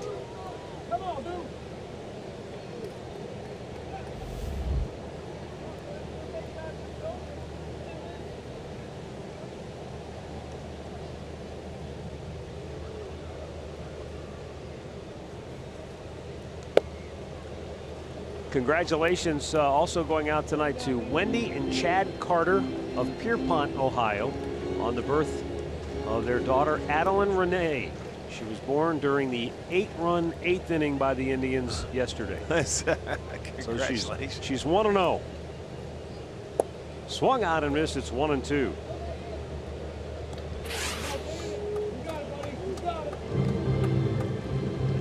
So 59% of the balls that Moustakas hits are to the right side and up the middle.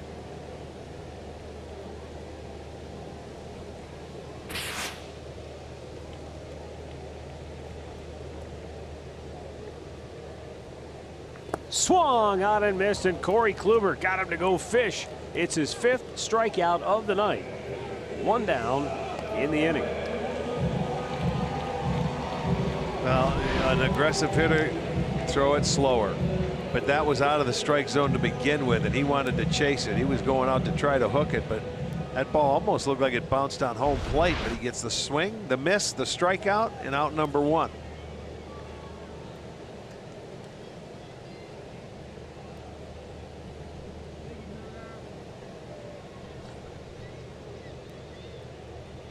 One on, one out. Salvador Perez takes down low. Boy, Bart Swain's on his A game tonight here in Kansas City. He says that the 7 runs batted in by Francisco Lindor.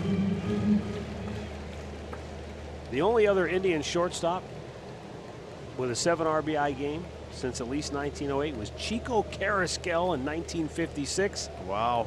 Right here in Kansas City against the then Kansas City Athletics. Rajay makes the catch. Naquin went flying by. Obviously, he didn't hear him. Well, what's he doing? You got to pay attention. Yes, but that wasn't in this ballpark. They used to have an old ballpark downtown Kansas City back in the 60s.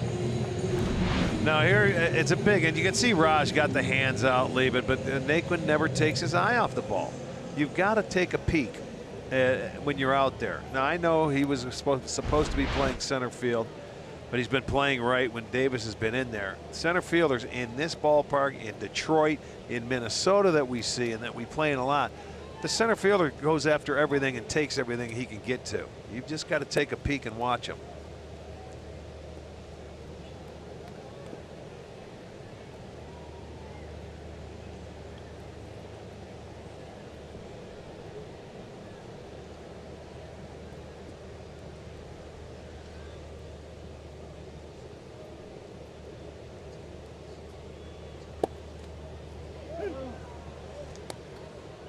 Lucas Duda has struck out both times tonight against Corey Kluber. And now just 3 hits in his last 21 at bats.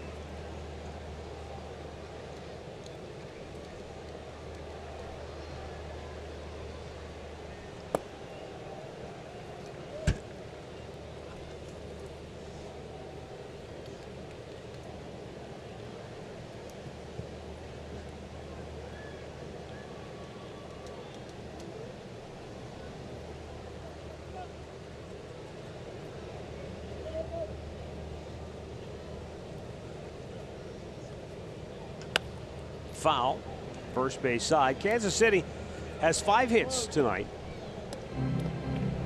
They have gone 23 straight games with fewer than 10 hits. And it's the longest streak in Royals history. And if they don't get to 10 hits tonight, it will equal the Astros run of 24 straight games in 2013, 5 years ago.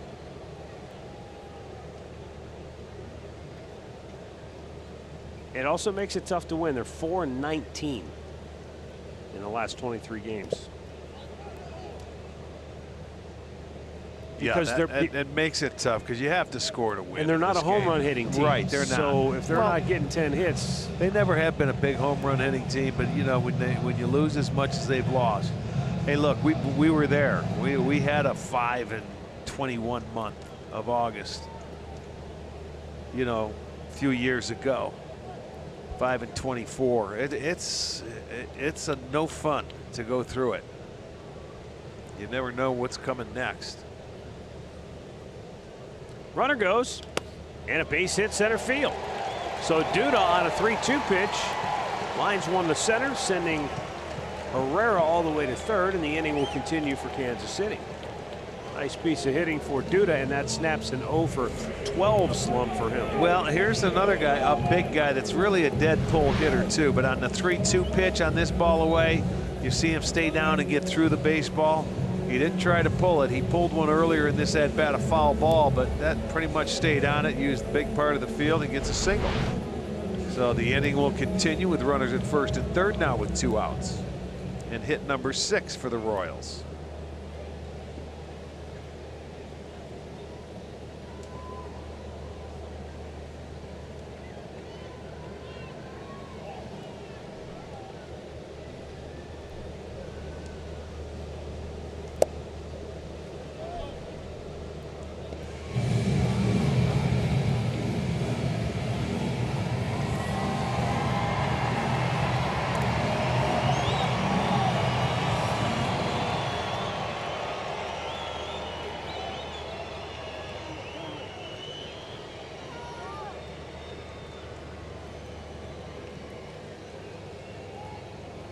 Jorge Bonifacio is 1 for 2 on the night.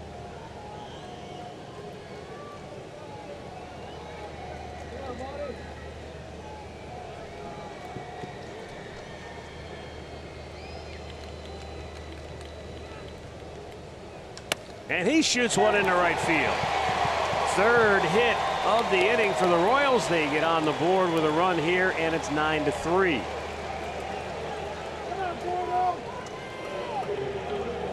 Duda stopping at second on the base hit by Bonifacio. Well, stays on it and shoots it where it's pitched. So 3 singles in the inning. 2-out RBI makes it a 9-3 game. Carl Willis is going to take a walk to the mound. And we're going to pause for a moment for a word from Circle K.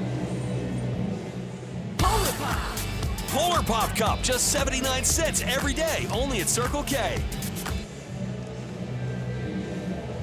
Dan Otero is getting loose in the Cleveland bullpen. Kluber's gone 5 2/3. And the Royals now have 7 hits. With the back-to-back 2-out singles here in the 6th inning.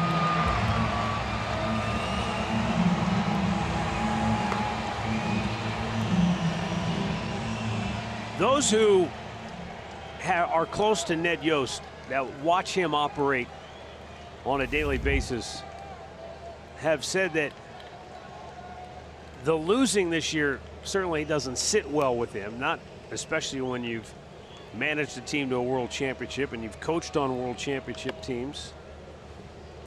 But they say that he's had a very good approach to this team.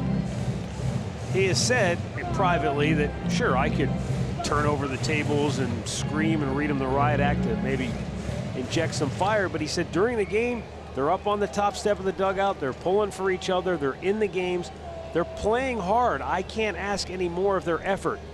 It's just on a lot of nights, they're not good enough. The talent just isn't good enough to win. Understandable.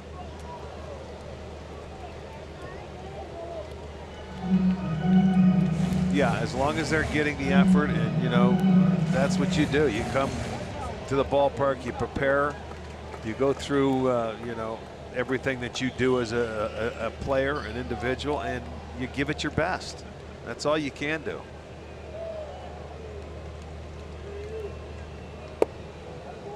Oh, and 2 pitch, and Gordon takes just off the outside edge. Twice Alex Gordon has grounded out to first base tonight.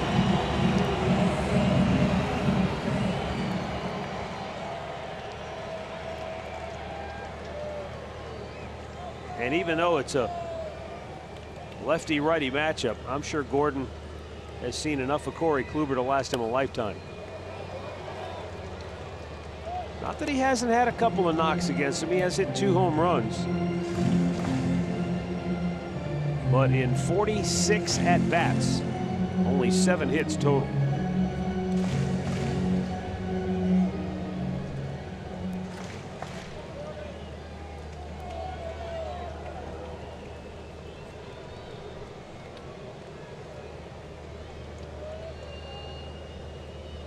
The 1-2 and a foul right back.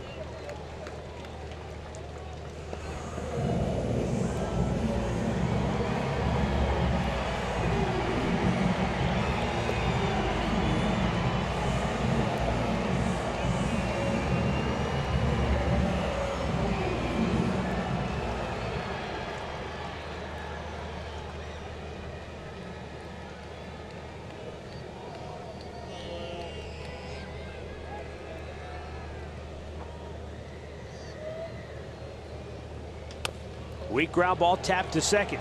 Kipnis has to hurry. Good throw, in time, inning over. Royals get a run closer. It's 9-3 Cleveland as we head to the 7th.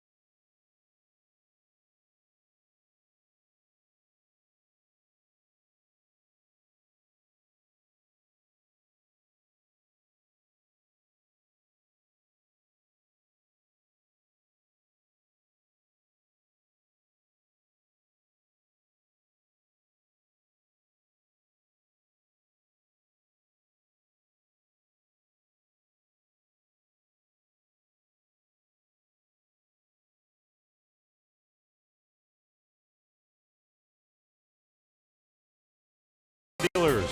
Visit buyatoyota.com. Toyota, let's go places. And by the injury lawyers at Elk & Elk.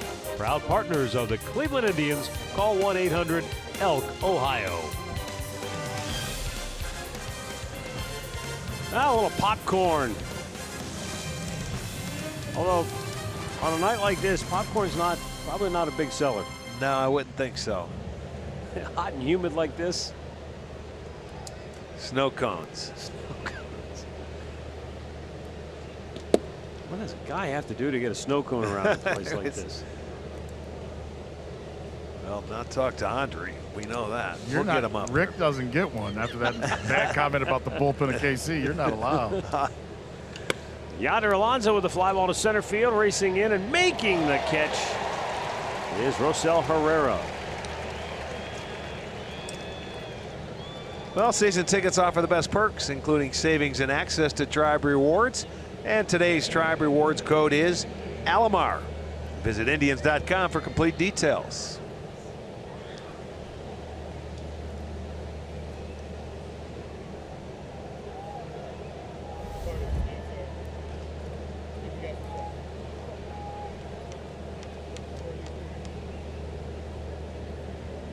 Jason Kipnis 0 for 3 on the night.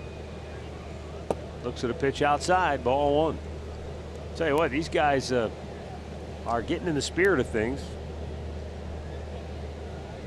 with the socks and the shoes.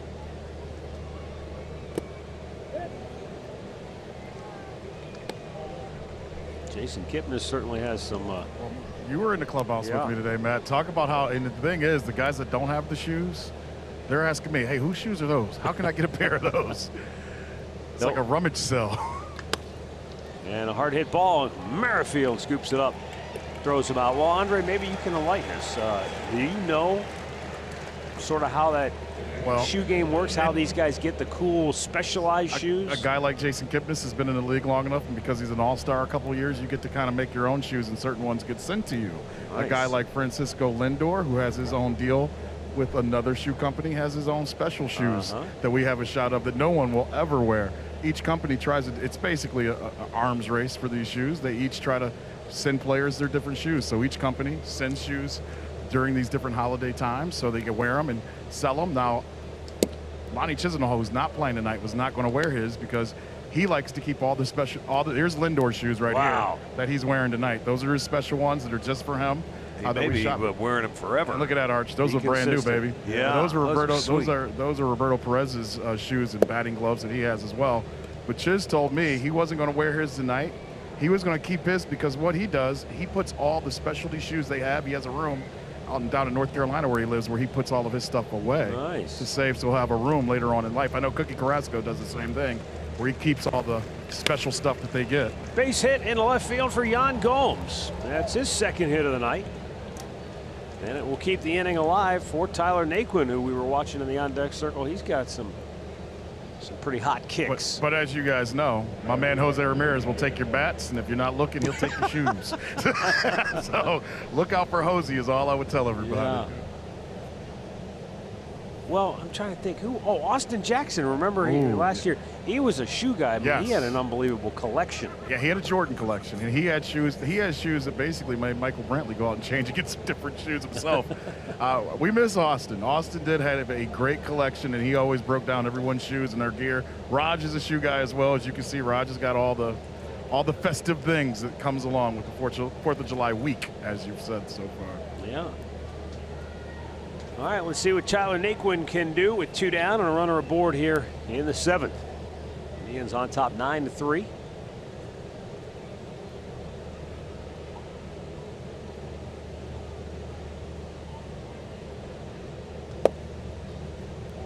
Called a strike.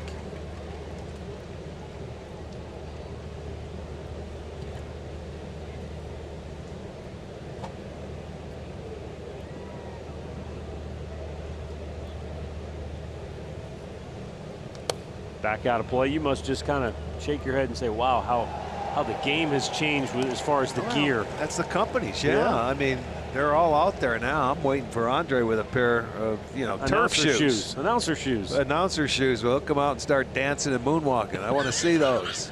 Hey, man, I ain't going to dance for you just for Yeah, some you shoes will. now. You're going to wear them out tonight. I only dance after the games. After wins. Yeah.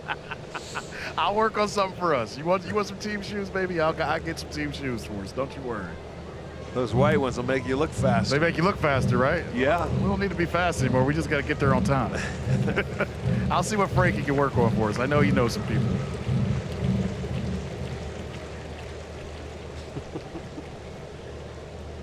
Here's the 1-2. You know, my dad used to run that whole line of logic by me when I was younger, that teams wear white to make them look bigger. Teams, you know, with the black makes you look smaller, or whatever the case is. I don't know. I never bought it. I mean, if you ran up, if there was a big guy on the field, he looked big, regardless of what color jersey he was wearing or what color shoes he had on. Fast guys are always fast. Well, I mean, just for MLB, and they come out in every holiday that they celebrate now. Memorial Day, 4th of July. I mean, there's equipment and uniforms that are specially made just for that day, or for the, you know, and that's the difference. I mean, you know, look at the armbands, the gloves, and everything that are made. Jerseys. Yeah. Yeah. Naquin grounds out, inning over, stretch time in Kansas City, where the Indians lead the Royals 9-3.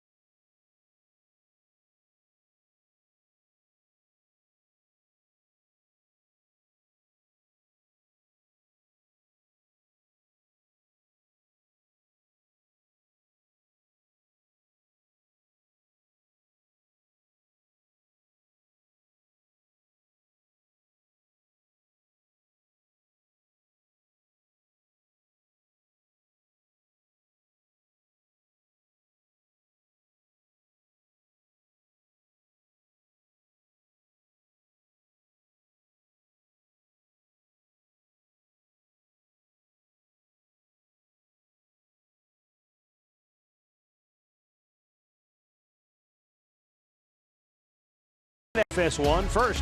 Sweden takes on Switzerland at 9 a.m. Eastern. Then superpowers collide as Colombia takes the pitch against Harry Kane in England at 1 o'clock on Fox. World Cup knockout round action on Fox and FS1, or stream it all live on the Fox Sports app.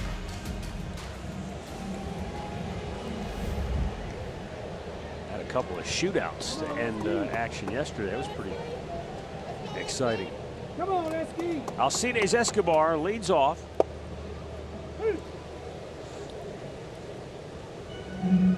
He is 0 for 2 on the night. Dan Otero on a relief of Corey Kluber, who went 6 innings, allowed 3 runs, 7 hits, didn't walk anybody, struck out 5. And he made 99 pitches.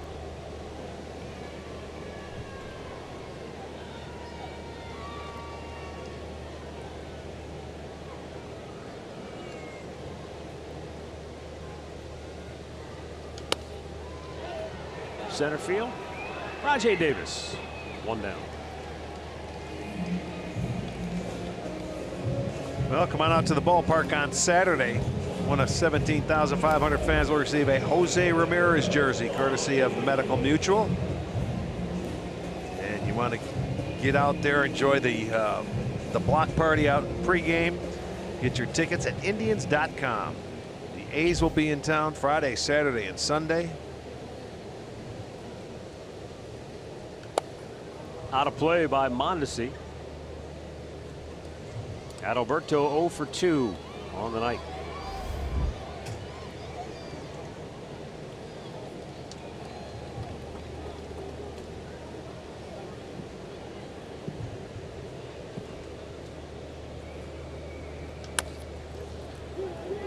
Routine bouncer to Kipnis. Boy, Mondesi does get down the line in a hurry, though. 2 away.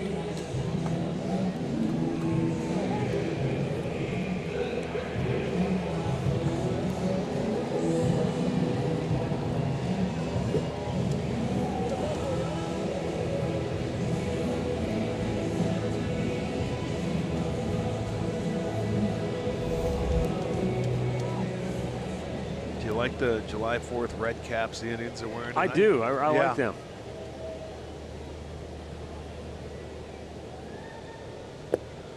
I guess I don't know. I don't want to sound like throwing a wet blanket on it, but it works great for the Indians because their colors are red, white, and blue. Right.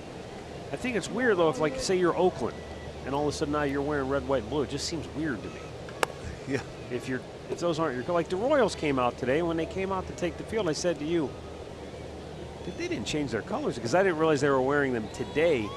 Because you expect them to see the royal blue cap, and they've got the dark navy blue cap. It just looks a little odd for them.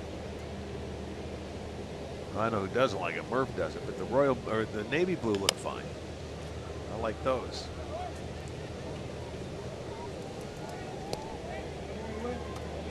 What did you think of? And I can't remember if we're doing this again this year. The Players Weekend. Yeah. Remember last year they had the nicknames on the back of the jerseys? Nicknames. Yes, that was fun. We had a good time with it. We'll see it again. In the dirt, 2-2. Whit Merrifield homered to lead off for Kansas City in the first, but since then a line out and a ground out. As you guys speak about that, and the subject of shoes have come up, we know Mike Clevenger and the stylish shoes he's worn and gotten had a couple times where he was fined by MLB. It looks like MLB is going to relax the rules with that and play along with the Players Weekend and allow players to kind of do what Mike has done with his shoes throughout the season. That should be changing within the next week or so. As the backlash from players saying, hey, let us be who we are. We're not trying to disrespect our uniforms. We're not disrespecting anyone, especially someone like Clevenger who was doing it for his family more than anything else. Out of play. Well, wasn't there rules where the colors had to be 51% of the team's colors? Yes, 51% of the team's colors was the rule, and that was Mike's fight back when they would start finding him. Is, hey, it's the color of my uniform. Why is this a problem? It's my daughter's name. It's my, right. Why is that a problem? And I want to say the other guy was Ben Zobrist. Yes, it was. He was wearing the black. Yes, the black shoes on day games for the Cubs. He was, and I can't think of the shoes. They're from the Sandlot. He was using the PF Flyers, and he was getting fined for those, and they're going to relax the rules on that as well. Well, he was doing it to a tribute to the old guys that played the day games in Chicago. Right, exactly. So he was trying to revert back to the game and pay tribute to those guys. And what's wrong with that? Who cares if they're black? Now, the question Clev has, is he going to get his money back that he was fined? No, he will not. Think so? You don't think so? No, he's going to have to make more. I think he's well on the way to doing that. Yes, he is. Keep pitching, you'll make more. Once it's gone, just donate it to a good charity. And it's right off. And despite them not getting along, you see who's two people away from each other right now? Oh yeah, they're right next to each other. Still look at them, even though they put the rookie in between them. Yes, there's the sounding board in between. Yes. Bauer's ignoring him now. He's watching the at bats because he pitches, I think, on Wednesday, doesn't he? On the 4th. 3-2 is hit in the air to center field. It's a long run back for Rajay Davis, but look at that speed. He runs it down, and the Royals go 1-2-3. 7 in the books, 9-3 Cleveland.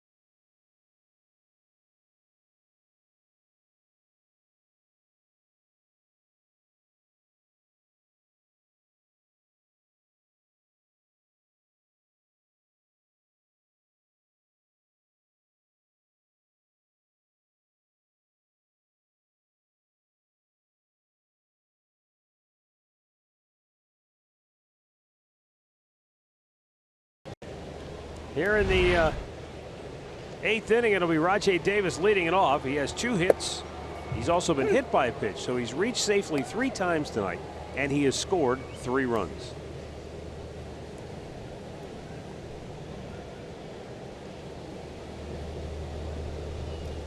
And a foul right back.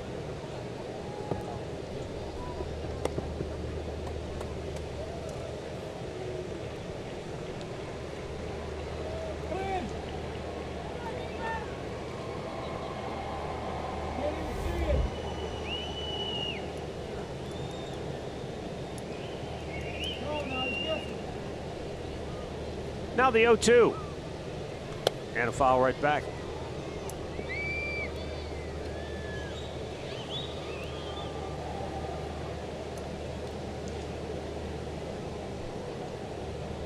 $18,285.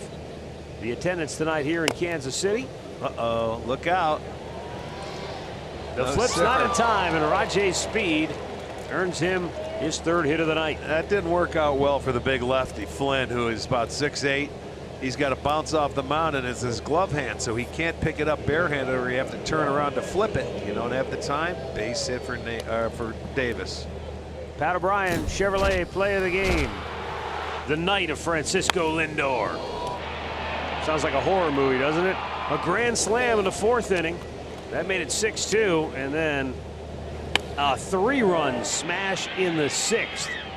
That is a horror movie for the Royals. The Royals, isn't it? Yes, it is. All right, so Bart Swain tells us he's only the 4th player in Indians history to hit a grand slam and a 3-run homer in the same game. Manny Ramirez, the last to do it in 1999. Vic Wertz in 1957.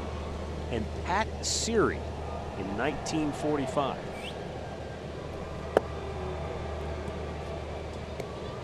And who you may He may ask, not be done. He might hit a 2-run homer here.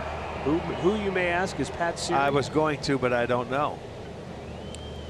Well, it's an interesting story, and I'd like to tell it with you. Here's the 2-0 pitch. Okay, will you All right, please, so Pat Pops? Seary played for the Indians. He also played for Chicago, the White Sox, in the 40s, 1943 to 1949. So we're not talking about a long, illustrious career. But Ted Williams in 1994 included Pat Seary in his card company's Swinging for the Fences set. And a lot of people are like, why is this guy in your collection? As Lindor drives one high in the air, deep right field, Bonifacio runs it down. And Ted Williams' reply was quite simple, because Pat Seary did something that I never did. He hit 4 home runs in 1 game. Okay. And he said that was kind of the, Pat Seary, his way was, I'm going to swing for the fences. I'm going to try to hit home runs. And he only played 561 games, lifetime batting average of .224, but he hit 86 home runs. And he had that one day where he had 4 in a day, and it stuck out for Ted Williams, huh? Right.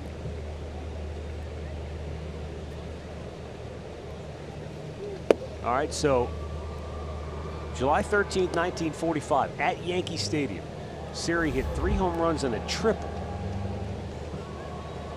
And he was only in the lineup because the guy who played regularly got hurt the day before. 15 total bases in that game. That's a nice day.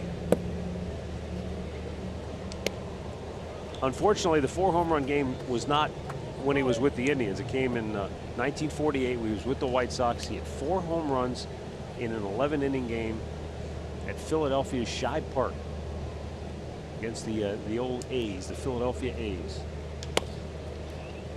Ground ball, double play. And the inning is over. Go to the bottom of the 8th. Still 9-3 Cleveland.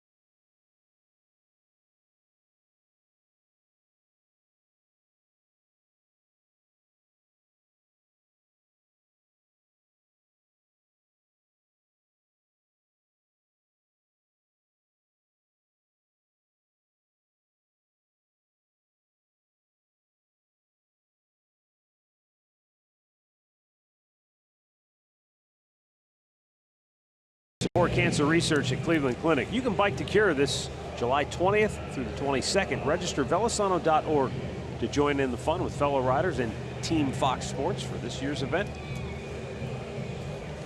Bottom of the 8th, some changes for the Indians. Eric Gonzalez takes over at shortstop. The new pitcher is George Cantos. And Brandon Geyer is your new left fielder in for Michael Brantley.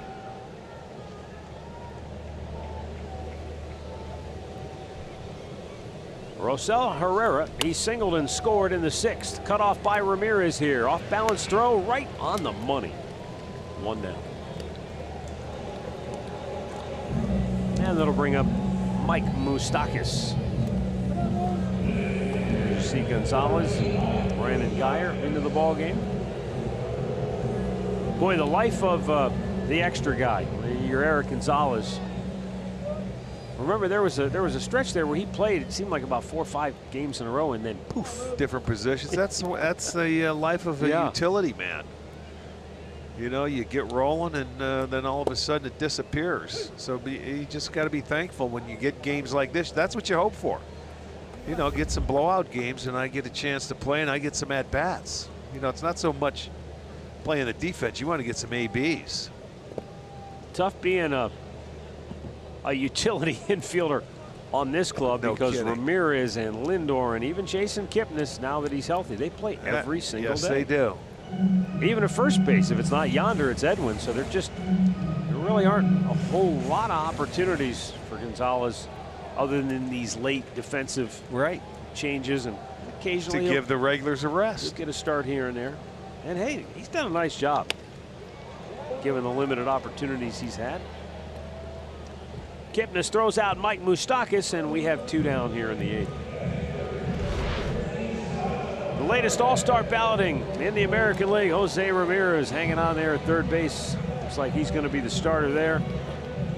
That hasn't changed since the first time we saw this, has it? I don't think it has. No, it's been this way, I think, from inception, the first day we showed the balloting. Ramos down in Tampa, the top catcher among vote getters, but I think Yan Gomes has done well in the voting as well.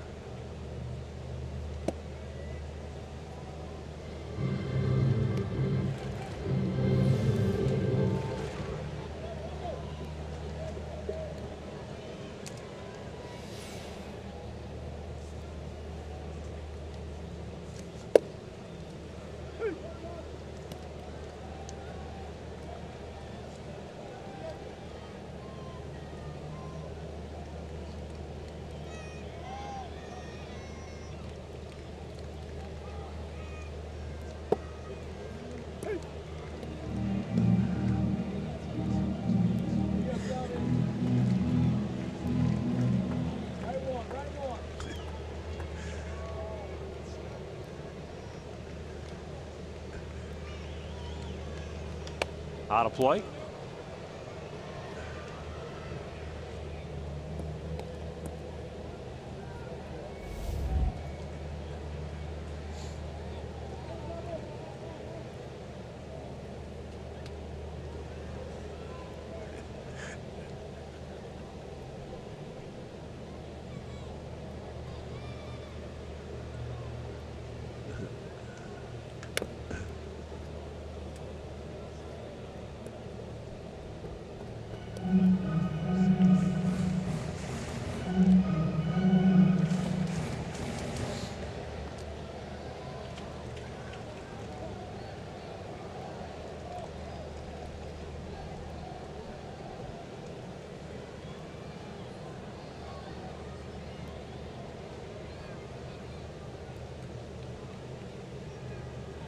Swinging a foul back.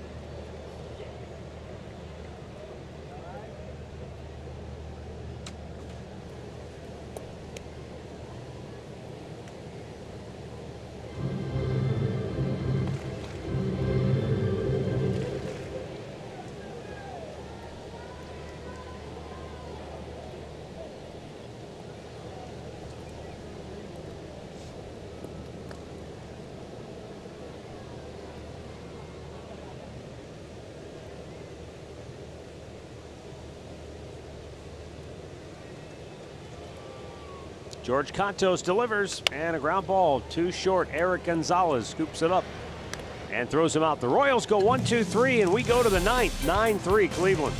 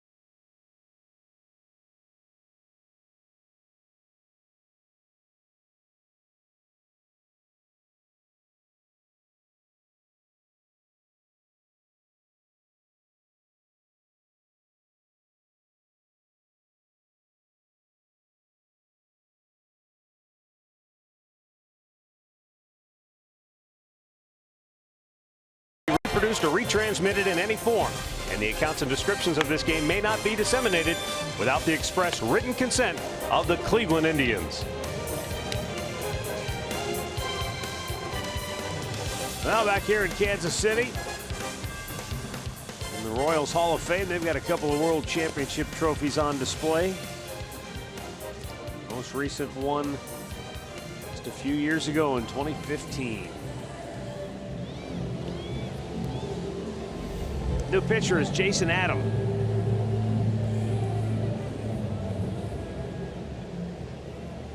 He was called up from AAA Omaha on June 27th, so he's been here just a brief period of time.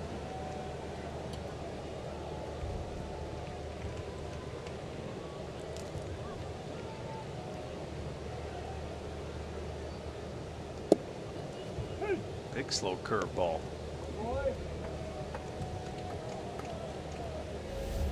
Ramirez a pair of doubles tonight. Gives him 24 on the year. He has 49 extra base hits now, where Lindor has 50.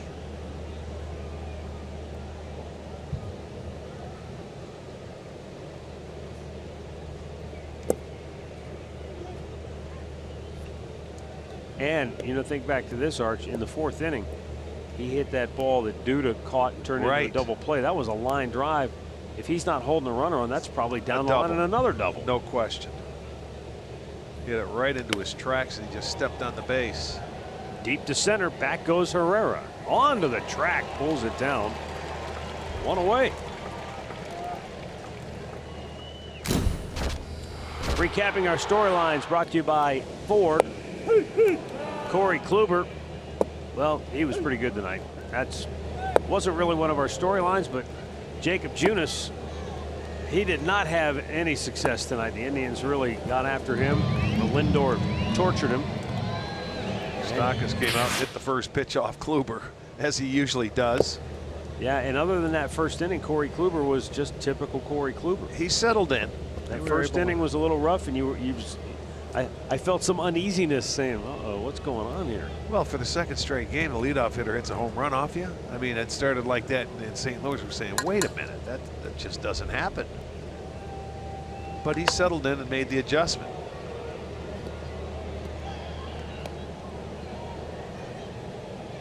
Carl was going to him in between innings, and you know, eventually Kluber will be the first to say, I've got to make the adjustment myself. You know, somebody can tell you what they see. They were trying to get him to stay tall and stay, you know, behind that rubber, and don't rush his delivery. And he ended up getting the ball down. 2 down. And Yonder Alonso coming up. Well, they had 15 runs yesterday on 20 hits. They have 9 runs today on 11. And he started the first 5 games of this series. They only had 10 runs up until yesterday. So the offense has picked up a little bit.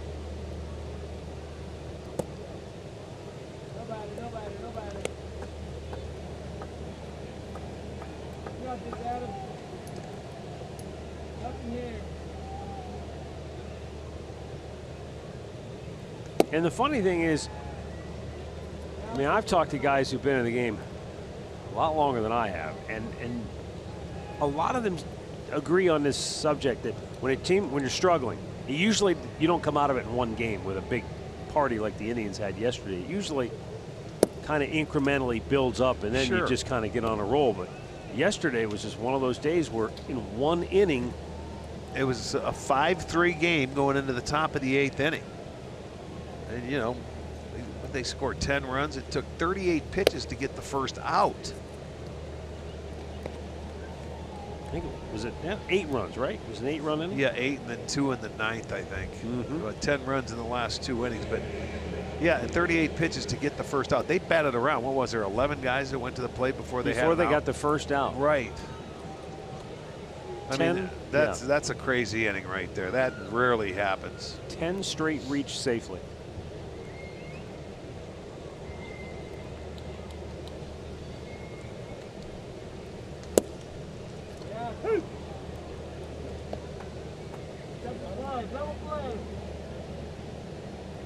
Jason Kipnis 0 for 4 on the night.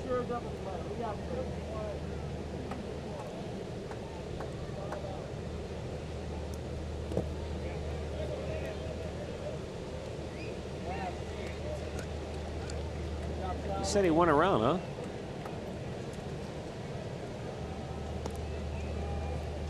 Jason Kipnis is. They did. Look at him. He's looking back at him. He said, "Really?"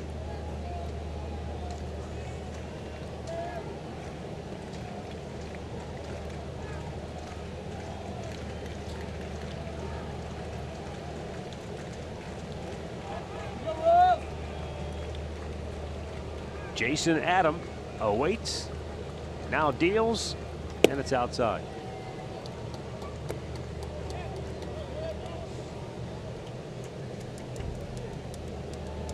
Francisco Lindor having himself quite a night. A grand slam home run in the 4th and a 3-run homer in the 6th.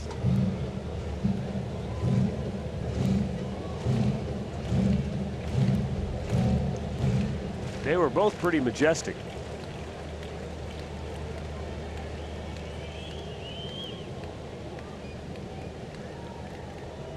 Both off-speed pitches.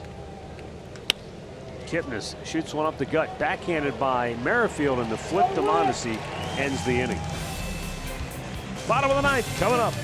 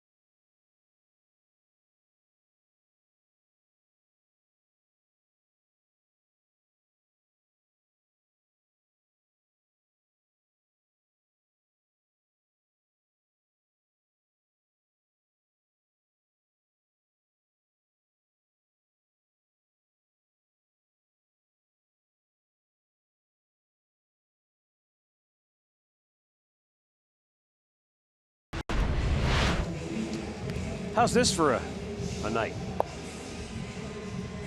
I like it a lot. 4th player in Indians history with a grand slam and a 3-run homer and a homer in 3 straight games. He's done that twice this year. Last 7 hits are all for extra base hits, and he has 50 extra base hits on the year. Another multiple hit game for him. This guy is, I mean, there's still quite a ways to go. This is just game number, what, 83 for the Indians.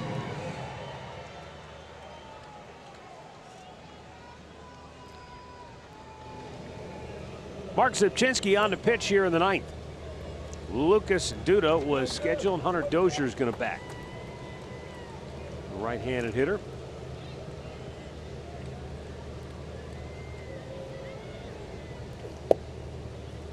And this is something that, you know, Tito said the other day, because I asked him about it. Because the last time we saw Zipchinski when he was with the Indians, he was essentially come in, face one guy, usually it's a left-handed hitter, and then see you later.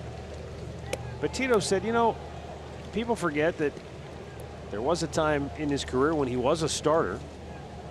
And he said a lot of it has to do with his changeup. If it's working, if he's got a good one, then he can face right-handed hitters. Yes. Well, he got the strikeout yesterday in Oakland on a changeup, although it was off the plate, but you got a hitter to chase. Piscotty chased it, as a matter of fact. And he got the strikeout in a situation. And that's when it wasn't in that after they scored all the runs, it was when it was a 5-3 game. And they used him as a pinch hitter because they brought him in to face the left-hander. And they pinch hit Piscotty, but he got the good strikeout and then came out of the game. Now Cody Allen's up in the bullpen, maybe just to get some work, or maybe Tito wants to get him in a game because he hasn't pitched in a while. Yes, that could be. Lined up the middle, and that's going to get through. That almost took Zipchinski with it. So Hunter Dozier leads off the bottom of the 9th with a base hit.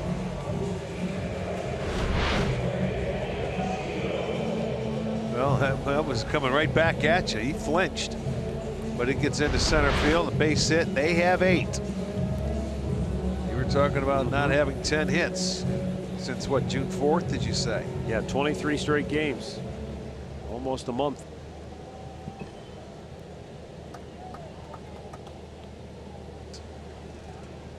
Jorge Bonifacio 2 for 3 tonight. Drove in the Royals' last run on the 6th. And it's a tad outside, ball 1.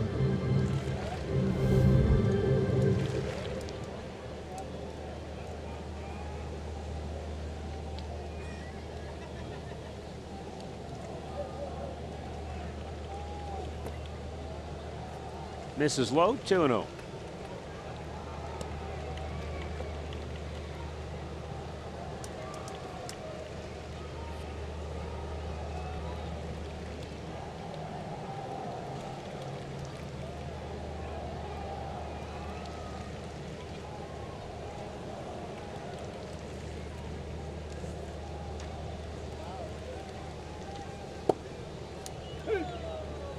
C.B. Buckner raises the right hand. It's a 2-1 count now for Bonifacio.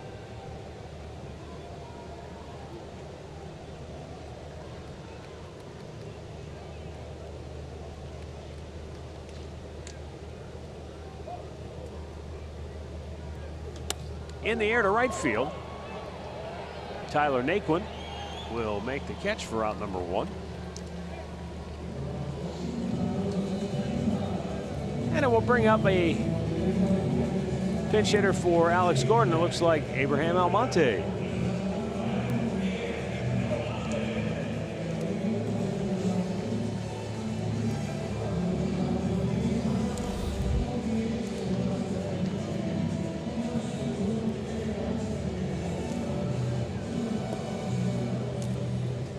It's not been a real good year so far for Almonte. No, this is the weak side of his plate this year. The right side, 39 at bats, just 4 hits.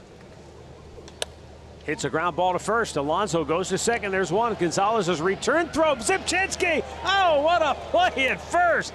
He digs it out, goes to a knee, and the Indians turn a double play to end the game, and they win it 9-3. Take another look at this play. This is a heck of an effort by Zipchinski. Yeah, he's on the run. He gets to first base. Gonzalez, it's a little low. Look at him put the leg out, and he picked it. He's lucky that foot didn't get run over on first base, but that's a heck of a play. No question about it. You got to get there first. But he ended up making a really good play to end that ball game, so he gets the inning, and the Indians get win number 1 here in the first game of this 3-game series. 46-37. The Indians' record now on the year. They've won 5 out of 7 against the Royals, and they've won 8 straight against Central Division opponents.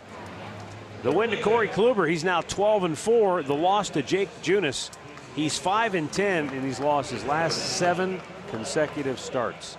And the Royals fall to 25-59 on the season.